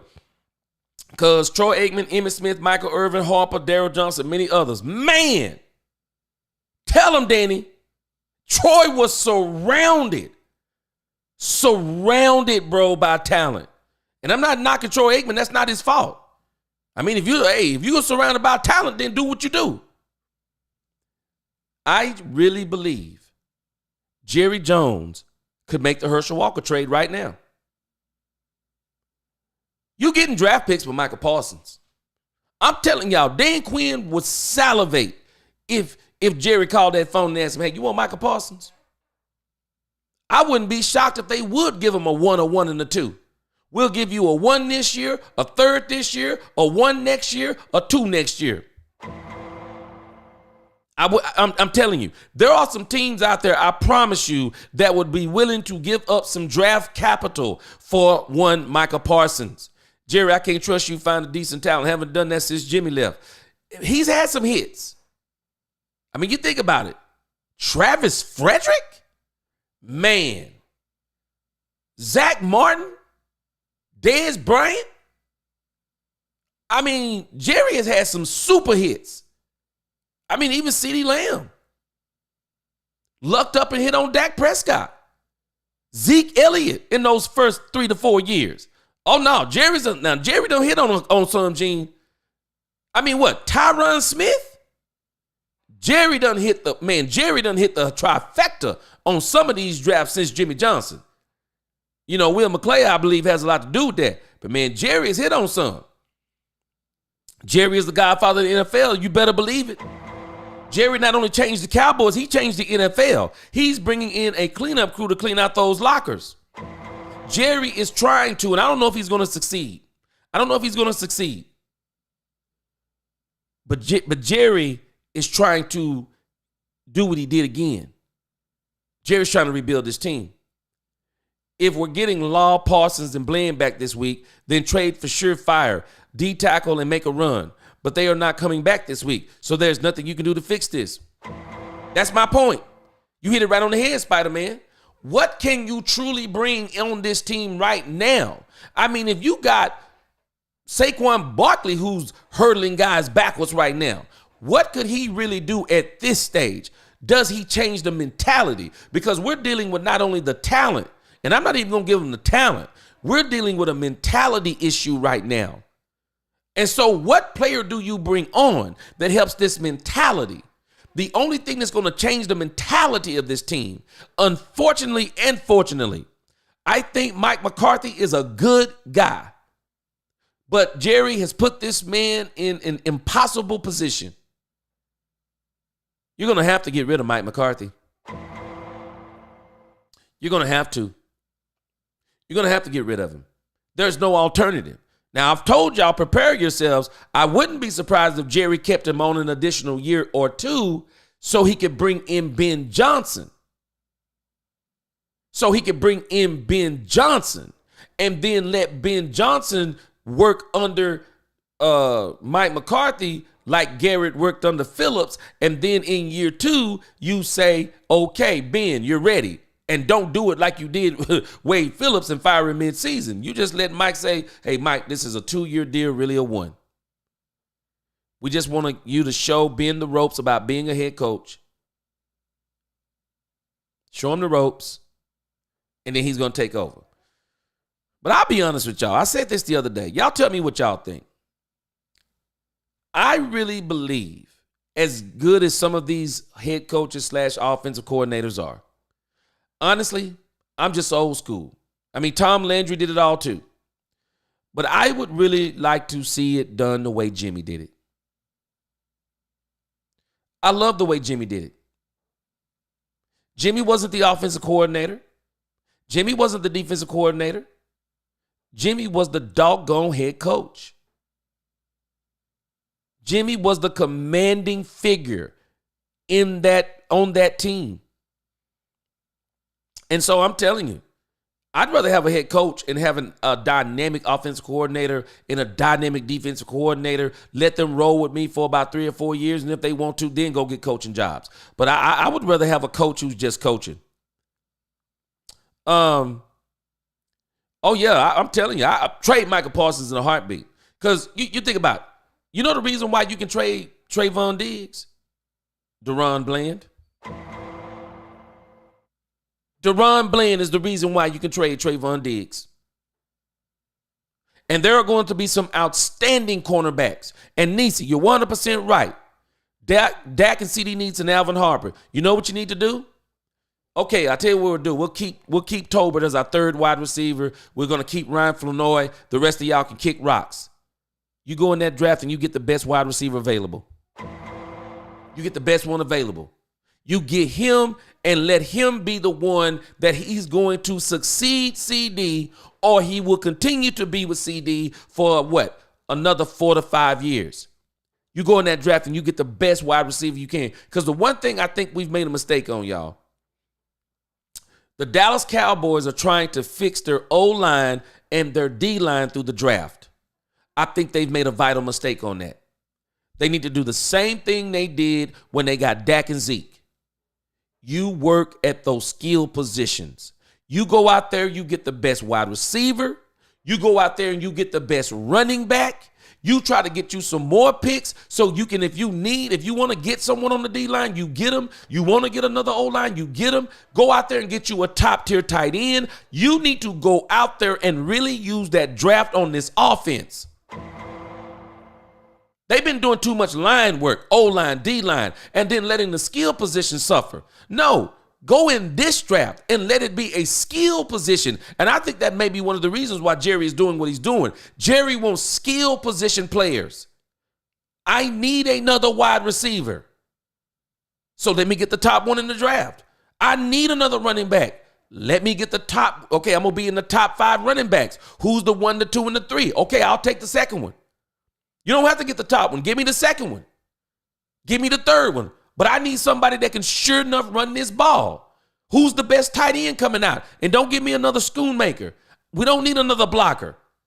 We don't need another blocking tight end. You need to bring in a show enough fire tight end. The Cowboys need skill position players. The guys who get you yards, the guys who got ability to make guys miss. You need those guys. Guys who get separation. You need those guys. I'm telling you. Prescott out multiple weeks. I figured that. I'm telling us.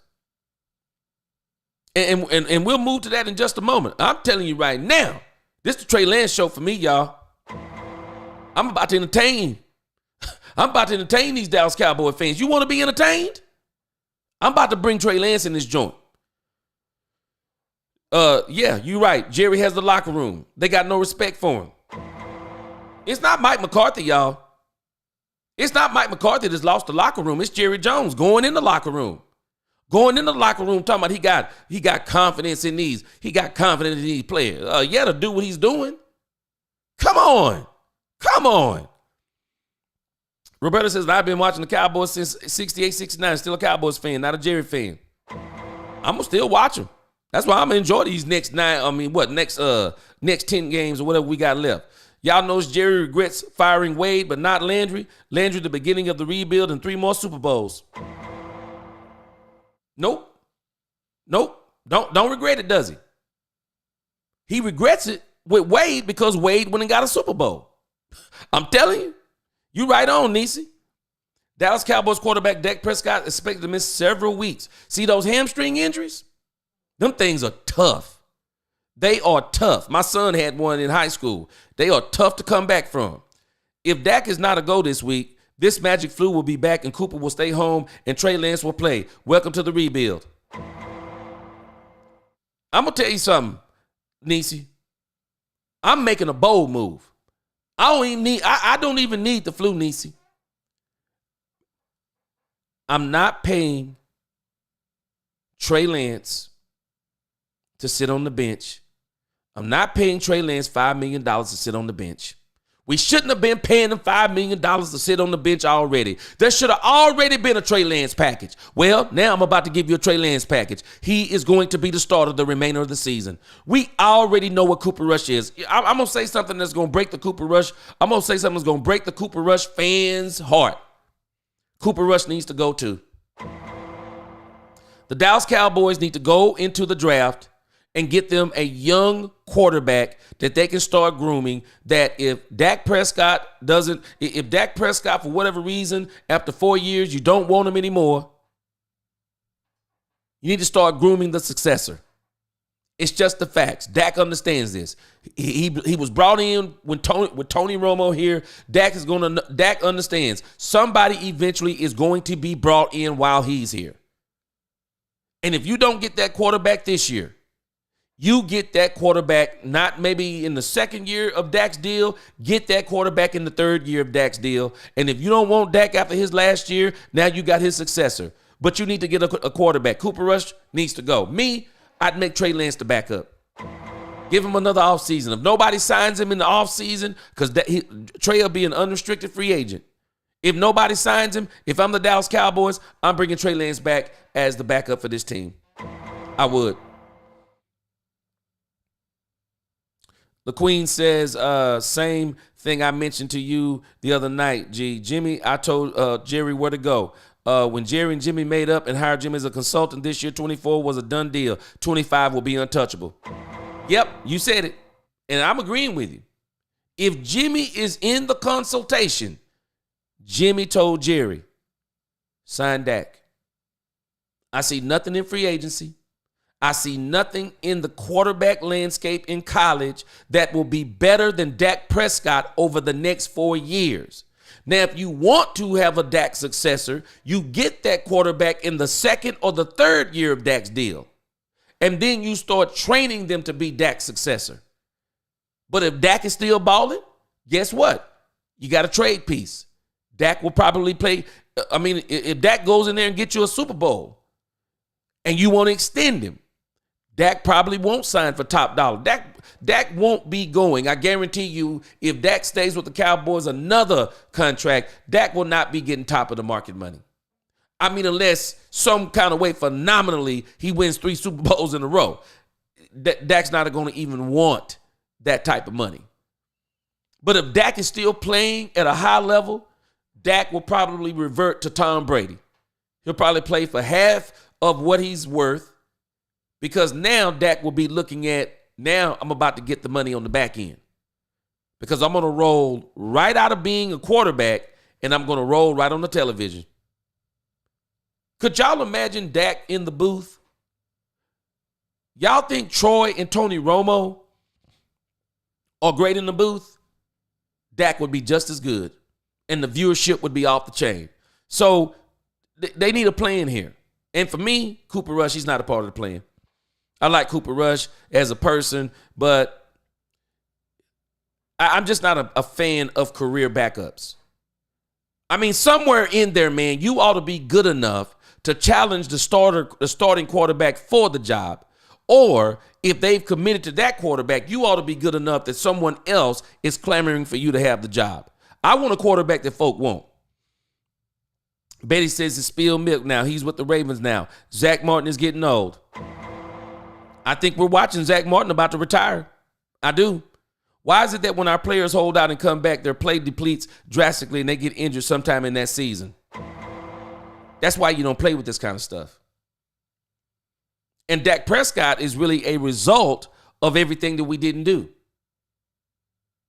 I mean, how do you bring in an entirely new line for an aging quarterback? That's crazy when you think about it in the grand scheme of things. That is crazy. The Lions lost their edge rusher. They should probably be interested in Parsons. I tell you what I do, Spider-Man. I'd be on the phone. I would be on the phone. Hey, man, y'all want Micah Parsons? Y'all look like y'all about to make a Super Bowl run. Y'all want Micah Parsons? Tell you what we'll do. We're going to take y'all one this year, this coming up. But because y'all are doing so well, and it looks like that y'all are going to be drafting somewhere in the 26, 27, because everybody knows once you get past about 12 or 13, you're really in the second round. You're not even in the first round past number 13. 15 at the least, at the most. But once you get past 15, you're really drafting top of the second, because the elite talent is in 1 through 12. If you ask me, especially when you're looking at the elite offensive talent, that's 1 through 12. So, hey, Detroit, I tell you what, we'll trade you Michael Parsons. We'll take your first from next year. But because you're going to be so far back in the draft, we're going to take your 1. We won't take your 2. We'll take your 3. But then we're going to take your 1 in the following season too. We want both of your 1s in 25, 26. That's what I would do. Michael Parsons is the best trade piece you have on this team. And this team, with everything that it's doing, it needs to be trading. Oh, yeah, me too. I'm with you, Roberta. I'm with you. He probably is telling his mom, hush. I bet he did tell his mom, be quiet. Yep, Jerry Jones. But I'm going to tell y'all something. Spider-Man, golf is in his top 10 quarterbacks. He will love that. But I'm going to tell y'all something. Jerry Jones can redeem himself. If Jerry Jones, and I believe he will, Jerry Jones is going to get past this season, regardless of what anyone thinks. Jerry Jones is going to get past this season. Jerry Jones can redeem himself. If Jerry Jones can turn this team around in 2 years, because we're going to have to give him 2. But if he can show us through the draft, I'm not going to be surprised if Jerry does something in free agency next year. I'm not going to be surprised, because if you really want to build a team, you got to use all 3 avenues. You got to use the draft for the young guys. You got to use the trade in case there's somebody on the O-line or the D-line or a defensive end or a linebacker. To me, that's where you can get those types of players. You can also, in free agency, you can get your running back. Maybe you can get your wide receiver. But you can get players right there. And then if there's somebody who you think that can take you over the top, I don't believe you trade for guys that can just come in and help you. I think you only trade for guys who take you over the top. That's the only thing you trade for, in my opinion. You got to play all 3 of those avenues. I think we may watch Jerry Jones play in all 3 of those fields, because I think that's the only way he can truly turn this thing all the way around like he wants to. It's the only way to do it. But I think Jerry can redeem himself, because right now, people hate Jerry Jones. People hate Jerry Jones. They hate him. So Jerry's going to have to do something to redeem himself of what's going on with this team. He's going to have to do it. And so, looks like it's starting to come down the pike about you guys are on it, and we'll go more in depth on it this evening. But yeah, they're talking about the Dak Prescott thing. So for sure, Dak Prescott, like you guys are reporting, he's going to be out for multiple weeks. And I'll be honest with you, multiple weeks. I think you have to consider shutting Dak Prescott down for the season. What's the point? Multiple weeks. Unless you're talking about 4 weeks. Now, if you're talking about 4 weeks, and somewhere within those 4 weeks, you mess around and go 3-4, you get the team to 3-4, you get the team to 6-6, and some things are starting to kind of fall down in the NFC. And I think what we'll do this afternoon, I want to try to put together to see kind of what the wild card race looks like, because they're getting so far behind even in the wild card race that another couple of losses, and they're pretty much even out of the wild card race. So if that's the case, then I believe you have to consider shutting down Dak Prescott for the whole season. Why are you going to bring him back? To get hurt again? To get hurt at the end of the season? And then he doesn't get to do anything in the offseason? I mean, I really think they should consider, if it's 6 weeks and if you lose all 6 of those games, somebody got to tell me, what are you bringing Dak Prescott back for? You're paying him? Nah, the pay don't kick in the next year anyway. He's already going to get what he's going to get this year. So why risk it? And I'm going to tell y'all right now, there is no way to me that CeeDee Lamb needs to come back. I don't think he needs to come back. CeeDee Lamb needs to sit down also for about 3 to 4 games. And if I'm going to bring back CeeDee Lamb is only going to play sparingly for the rest of the season. I'm not even going to have CeeDee Lamb out there risking on getting hurt again too. Why? I mean, I think right now, if you wind up losing the next 6 games, even bringing back some of these guys like Deron Bland and those guys, I would still kind of watch how I'm playing them. I would give them so many snaps and let them work themselves back in so slowly to where let's monitor, make sure we don't aggravate any of these injuries that these guys have. And I'm going to tell y'all something about those hamstrings. Man, you do not want to play around with those. You get back out there and them things, boom, again. So they really take a lot of treatment. My son had to get a lot of massages, and you have to get a lot of deep tissue massages, and there's things they have to do to, you have to get a lot of fluids and certain diets, everything to get those things back right. So why play with that stuff? If it's a hamstring, man, sit Dak Prescott down.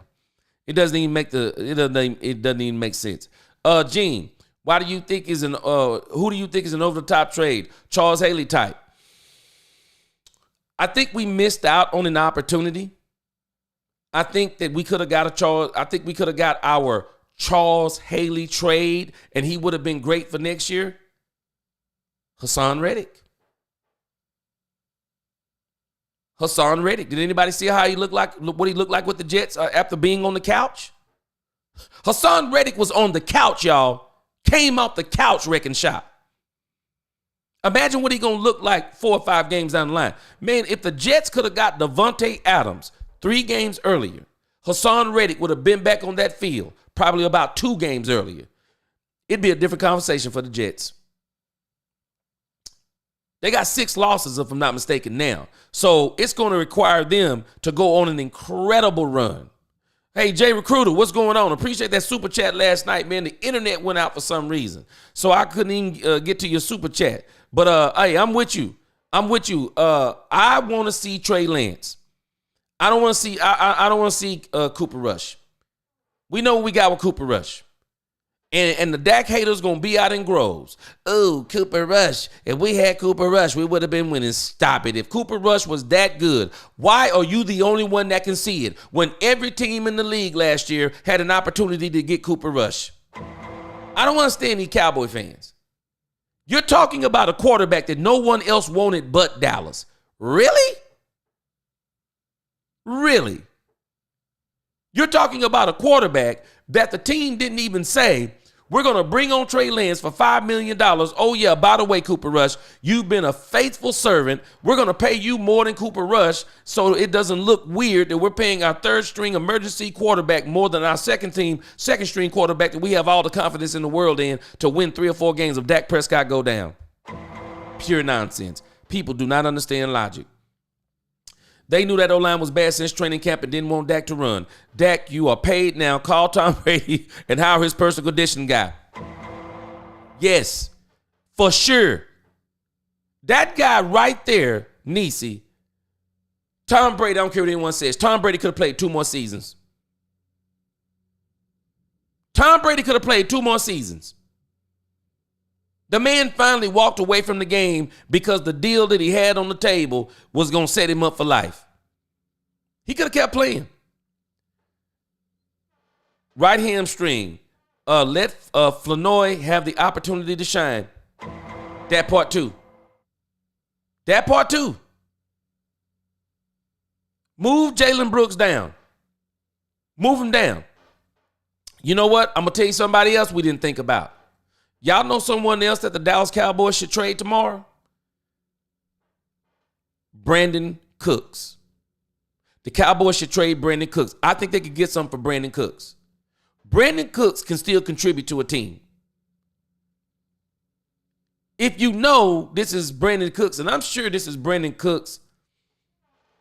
I'm sure this is Brandon Cooks' last season, last deal on his contract. I think it's his last year on his contract. Let me see where we are on Sport Track with Brandon Cooks. So looking at Brandon Cooks' contract. So if you look at Brandon Cooks' contract, y'all, check it out. Brandon Cooks is not even under contract next season. 2025 and 2026 is a void year. That's a fancy way of saying that we get your money and we kick it down. We take money from your deal and we kick it down the road where you won't actually be on the team, but we'll be still paying you from the team. And so you look at his contract. Well, why don't you get something for Brandon Cook? Why don't you get something? He's a $10 million cap hit. So you could prorate his contract. I mean, his contract's going to be prorated if someone takes him up. You could possibly even take on some of that contract if a team will take him. But I would try to get a draft. I would try to get a draft pick for him. See if you can get a third. And I don't know. That's probably pretty high. I would say for Brandon Cooks, see if you can get a fourth. See if you can get a fourth for Brandon Cooks. I mean, I would. I mean, a fifth for Brandon Cooks because next year he's unrestricted. I try to get something for him. Parson can be the Haley trade for the Lions. Remember, they will have to get past the Chiefs to get to that mountaintop. Spider-Man. Spider-Man. I'm with you. That's what I'm saying. Trade Michael Parsons, man. Trade Michael Parsons. He's the best trade you have on the team. He's the one player that there are teams out there that they are saying, we'll take him. We will take him off of your hands. He is the one trade to me that you can make and you will get a whole bunch of suitors. Trade him to Arizona or the Panthers. Nisa, which one? Who you talking about, Michael or Brandon Cooks? I'm telling you, I'm trading them. I'm trading Brandon Cooks. I mean, what's the point? I mean, everyone who you have right now, everyone that's injured, if they're going to be on the team next year, I bring them back on light reps and I work them up gradually. Anyone that's not going to be on the team next year, I'm trading all of them. Man, I'm telling you, I'm having a fire sale. I trade D-Law. I trade DeMarcus Lawrence. I don't care if I could get a 6th-round draft pick for DeMarcus Lawrence. I would trade DeMarcus Lawrence. I'm trading any and everybody. Oh, yeah, Brandon Cooks. Definitely. Trade him. I would trade him to the Panthers. Why not? Especially Arizona. They could probably use him. I'm trading them. I'm trading any and everybody that I can get draft capital for. The Cowboys, if they're going to rebuild this team, they need draft capital. Point blank, they need draft capital. That's how these teams, if you look at the Washington Commanders, they had draft capital. If you look at the Detroit Lions, they had draft capital. How do you get that? When you have bad teams, you trade everybody that's tradable. You trade everybody that's tradable. You shake every contract you don't want to be under. And then you rebuild. That's how you truly rebuild. And before you know it, just like those teams, you'll look up 2 years and you'll go, wow, we ready. Just like the Cowboys did with the Herschel Walker trade. They woke up and they were like, we're ready. Troy Aikman even stated, he said they were actually ready a year sooner than anyone imagined. They were ready. So that's what you do. If you're gonna break it up, break it up. If you're gonna trade it, trade it. So I think the Dallas Cowboys, I mean, really, they should be having a fire sale. Jerry shouldn't be talking about we got some things in the works. What do you got in the works? Don't you dare go and trade for somebody. You need every trade. You need every draft you can. I mean, every draft pick you can get. But I'll tell you this, as we close here for the last few minutes, because I'm gonna be back this evening. I'll tell you this. I don't want to see Trey Lance. I mean, I don't want to see Cooper Rush for the remainder of this season. I just don't want to see it. It don't make sense to me. We know what Cooper Rush is. What are you doing? Are you trying to win? I mean, I guess if you got a great backup quarterback and all the players are still intact and you're trying to win, you're trying to make a playoff run, you think you can make a playoff run with him? Yeah, I say, okay, let's go. Trey Lance, let's watch and see what we have. But you know you're not going anywhere with Cooper Rush. I don't want to see Cooper Rush playing quarterback. It'll be an absolute joke. It'll be an absolute joke. Do not, I repeat, oh no. You better not dare trade Overshown. Overshown is the next great superstar of the Dallas Cowboys. Gene, you were talking about the Cowboys. If you're still on here, you're talking about some of those players that Jerry hit on. DeMario and Overshown. They get this man with the right coach. Get one or two players on that defense with him. Whoo! They're going to be hard to stop. Overshown is the real deal. The real deal. You better not dare trade him. We need dogs on both sides of the ball with high football IQ. And I think one of the things you need to do, Niecy, go to them schools where they got them dogs. Go to them schools where they have them dogs, man. That's what you do. What's going on, Keith? They got 11 draft picks next year. Keep them rolling in. Keep them rolling in. I'm going to get as many as I can. I'm going to get as many as I can. And I'm definitely, Micah Parsons, trade him. Trade him. Overshown equals Ray Lewis. Man, we're going to be talking about this dude in another couple of years. Man, folks going to be talking, man, Overshown is the real deal. Cowboys Dak Prescott's hamstring injury was worse than initially feared. He is expected to miss multiple weeks. Sources tell me and Tom Pelissero. Okay, watch this. I'm sorry, but I'm a huge X-Files fan. Y'all ready for this? Y'all remember that Jerry Jones press conference? Jerry Jones said that quarterbacks who run get hurt. Dak Prescott's hurt. Gonna miss multiple weeks. Could some of this be Jerry Jones? Shut him down. Shut him down. So we are now what? The Cowboys are 3-5. 9 games remain. 9 games. Multiple weeks to me means not 2, not 3, not 4. Multiple weeks mean 6, probably minimum. You lose all 6 of those games. You're 3-11. You're telling me you're bringing back Dak Prescott and you're 3-11 for the last 3 games of the season. You're crazy. I'm not bringing Dak Prescott back. And I got a feeling that Dak Prescott might not be back. And look at all the memes. Look at the memes, y'all.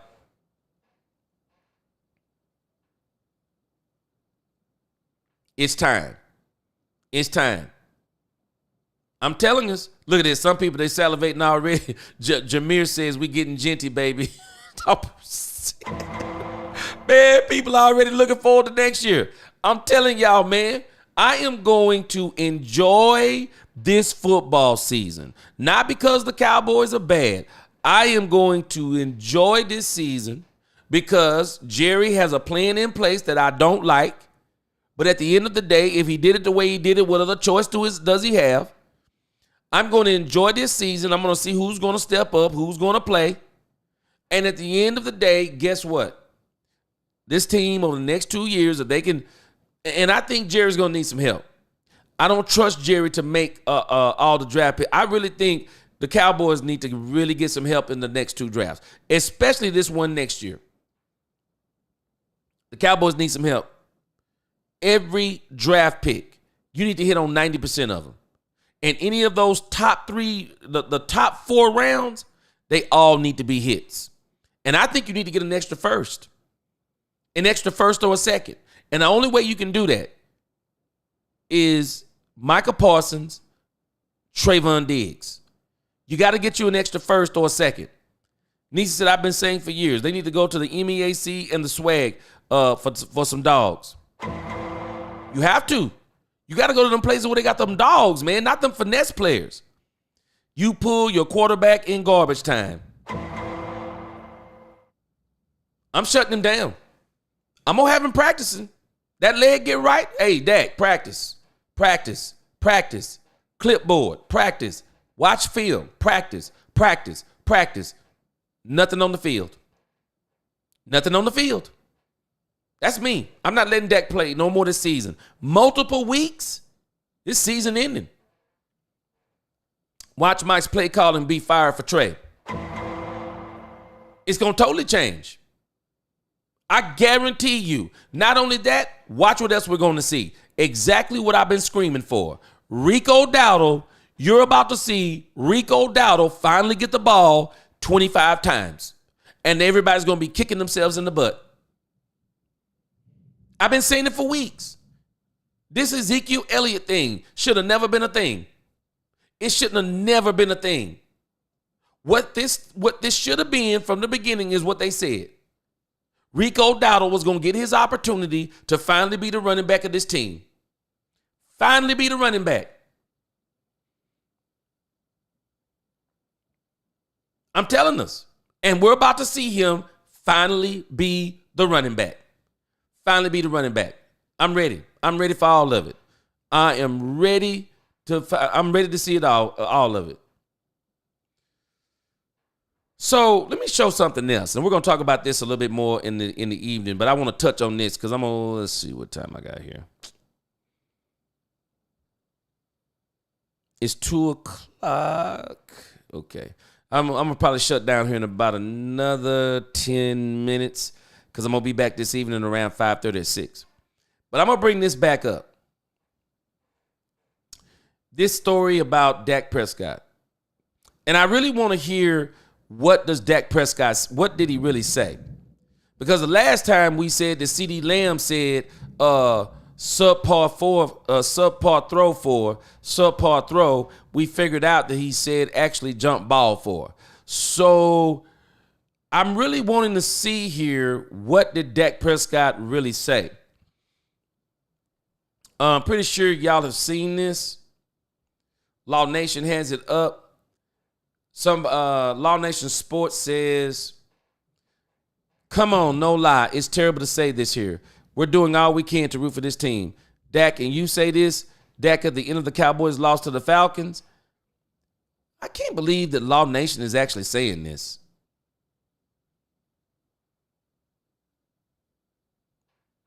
How is this terrible?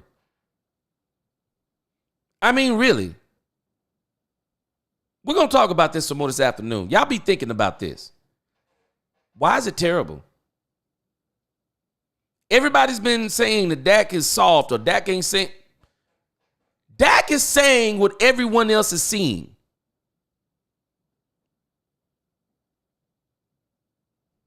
Now, my question is what did he say at the beginning? It looked like he said effing sucks. But what I'm wondering is if he said this or we. This or we, which to me, it don't matter. They're both one and the same. But I'm surprised that Law Nation Sports saying we're doing all we can to root for this team. How does that stop us from rooting for the team? Are we not all saying it? Who is not saying what Dak Prescott said here? Who's not saying it, y'all? Help me out in the chat. Who's not saying it?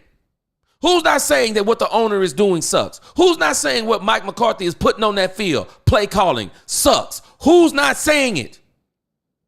What they put around Dak Prescott sucks. Who isn't saying it?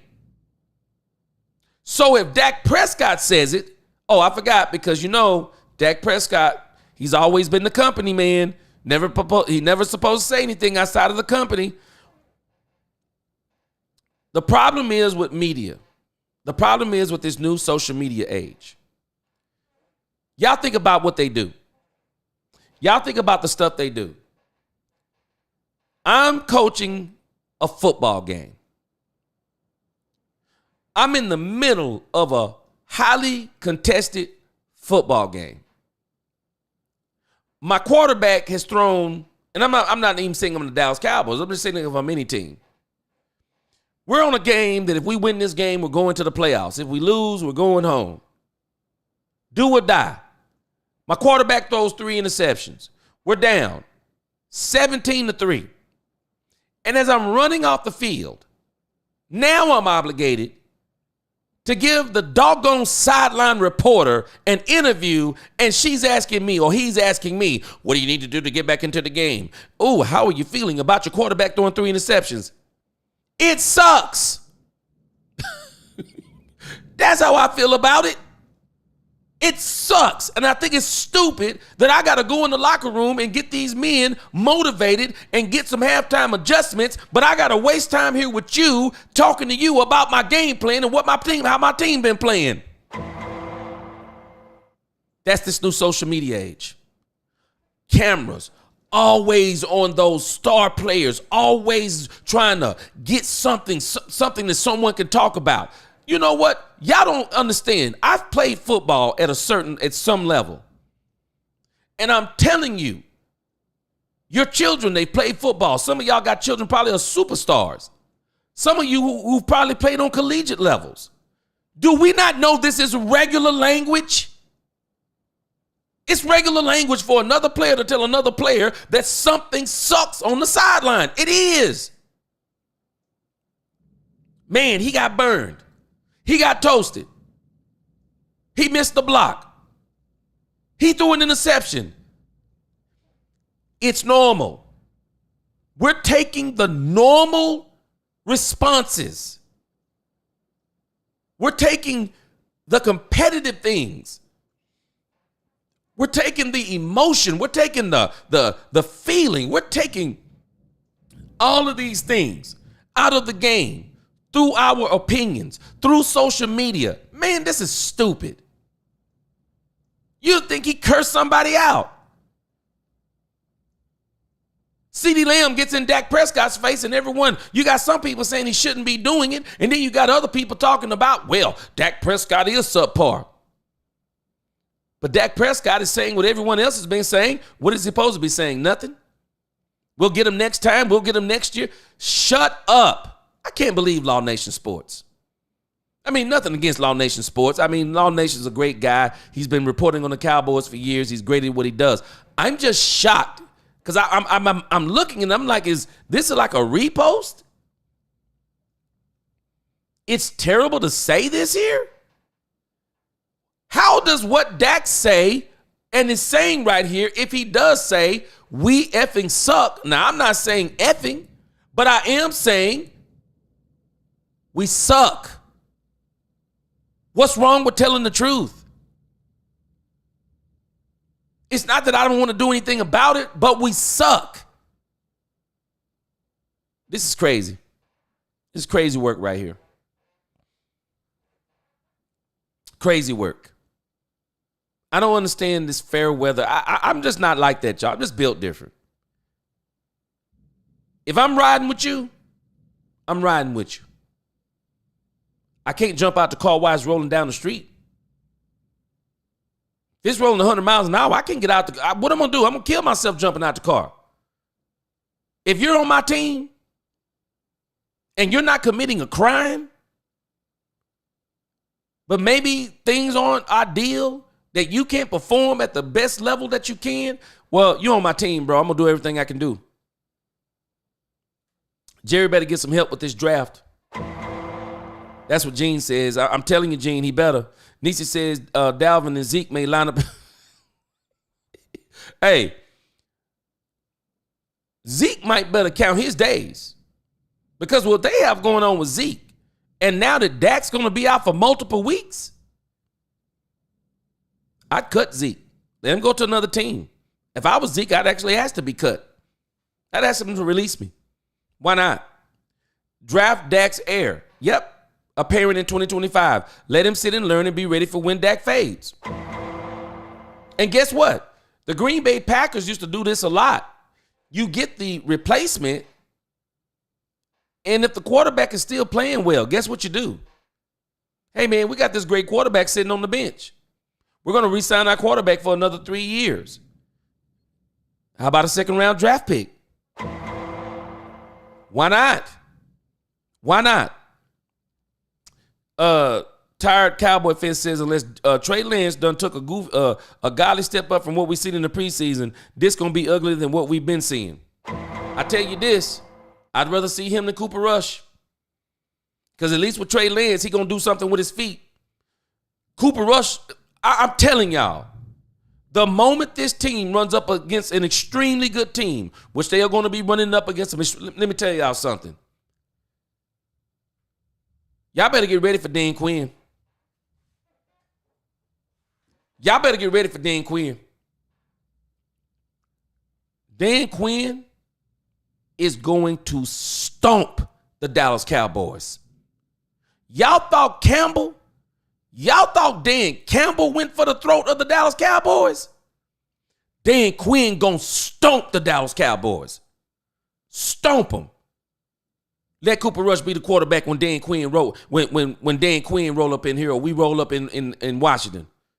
It's gonna be no holds barred. Y'all thought Dan Campbell was mad about that game last year? Dan Quinn is mad for 3 years that he didn't get a Super Bowl here, number one. Number two, Jerry would never give him the players that he wanted. That was number two. And number three, I believe Jerry Jones was telling Dan Campbell, stay on. He was dangling the proverbial carrot. Stay on. We're going to make you the head coach. Dan Quinn going to stomp the Cowboys. He going to stomp them without Dak Prescott. Dak said, we not you guys, suck.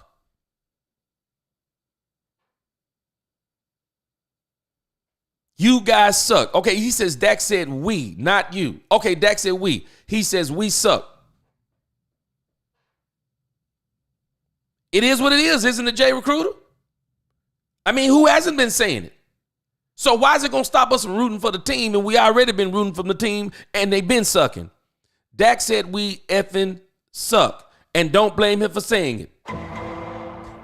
Have we all not been saying it?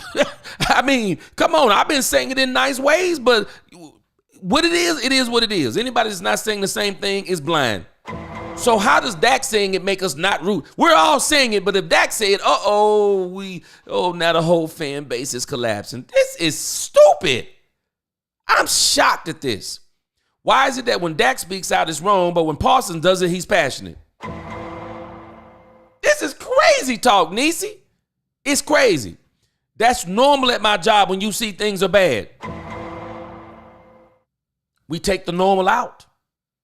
Now the abnormal is in. Now we got to be worried about everybody's emotional health. This is crazy talk. This is crazy talk. They did not see that Trey asked him what he wanted.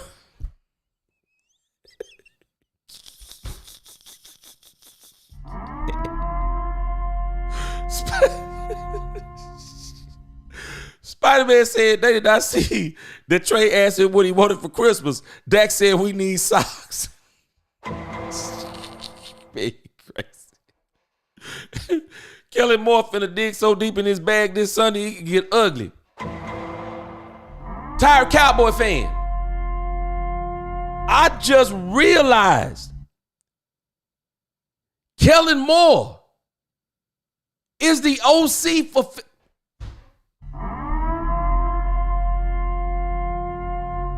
Philadelphia about to stomp a mud hole in the Dallas Cowboys without Dak. I mean, they were probably already going to rough him up. They are about to stomp a mud hole. Y'all keep, these Cooper Rush fans, y'all keep talking about Cooper Rush. Y'all remember what happened the last time that Cooper Rush was starting against Philadelphia? And everybody was flapping them lips. Yeah. Oh, yeah, we done won some games without Dak Prescott. No need in bringing them back. We can win the rest of this season with Cooper Rush. Philadelphia came in there and made him into Swiss cheese. Oh, they're going to go hard on Dallas. They are going to go hard on Dallas. But they are activating Trey Lance, so when Coop mess up, they bringing in Trey. I give him one game anyway. I give him 2 max. We're going to see Trey Lance the remainder of the season. I promise you. Vic Fangio finna send so that straight ZA at Cooper and Trey. It's over. It's over. They're going to stomp the Cowboys. And we're going to kill all this talk about Cooper Rush once and for all. We're going to have plenty to talk about over the next few weeks. Dan Quinn, please. You sabotaged that Green Bay playoff game to have an attempt to go further and possibly a Super Bowl run. Yep. For real. Dan Quinn's a shrewd operator. And watch this, Niecy. He going to really do it to Jerry. He going to do it to Jerry. He going to kick Jerry, and he know what Jerry doing. Dan Quinn about to go no holds barred, y'all. I'm telling you. Dan Quinn about to go no holds barred on the Dallas Cowboys. And guess what? We all going to be here for it. We all going to be here for it. I am going to enjoy the rest of this season. I'm telling y'all. I'm telling you. Cooper Rush fans are back and laughing at Dak getting injured, aren't they, though? Aren't they, though? But I tell you this, Jay Recruiter. They're not going to be laughing on these next 2 games when we see Cooper Rush. You're going to see the worst Cooper Rush you done seen. Now, who knows? Maybe he can win them too. Because I'm with Niecy. I've noticed this about Mike. He going to change that game plan up for Cooper Rush. He going to run that ball more for Cooper Rush. He going to do some things differently because of Cooper Rush plays differently. So, you never know. You never know what you... Hey, I could be shocked. But I don't think I'm going to be shocked. I think the Philadelphia game is going to be the one that's going to really go off the rails. They're going to beat the brakes off the Cowboys. Kellen Moore going to be in his bag. You think Ben Johnson was in his bag? Kellen Moore going to say, hold my drink. I'm going in the bag. Because there is some talk out there, y'all. There is some talk out there that Kellen Moore may be the candidate for the next Dallas Cowboys coach. Do y'all remember what they were saying about Kellen Moore when he first became offensive coordinator? He was Jerry's boy, and Jerry was grooming him to be the head coach. And then all of a sudden, Kellen Moore starts getting all of these head coach interview jobs.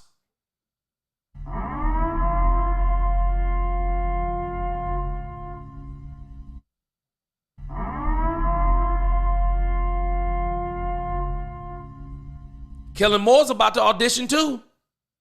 Kellen Moore's about to audition for this Cowboys job too.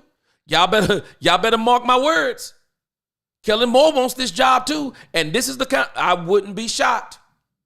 I wouldn't be shocked. This would be one of them types of games. Yeah, I remember the way Kellen called plays against us, and when he was with Dak, I just think he'd be a great coach.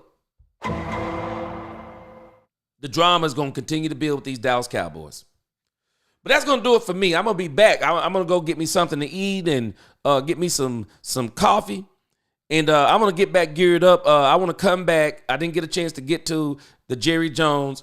We're going to get to the Jerry Jones interview. We're going to look at the Dak Prescott interview. We're going to look more at this injury. We're going to look more about this effing suck thing. I am so disappointed in some of these Dallas Cowboy cover. I don't see any problem with what Dak Prescott said. The man is emotional. I'm sick of this dumb, stupid new society. Oh, everybody's feeling. Shut up. A man gets to say something sucks and people shouldn't be offended. He didn't say you suck. He didn't say they suck. He said we suck, Jay Recruiter. You hit it right on the head. He didn't tell Trey Lance you suck. That's why you on the bench. He said we suck. He didn't say Mike, we suck. Oh, this is so terrible. I can't stand the way we think in this new society. That's going to do it for me. I appreciate y'all rocking with me, man. Let's get back up in here around 6. I think we're going to do probably around 5:30 or 6, but I'll send out an alert. Y'all turn on those notification bells so you will know every single time we're either going to go live or we post a video on Let's Talk Cowboys, where we talk facts. I'll see y'all later on this afternoon. Peace.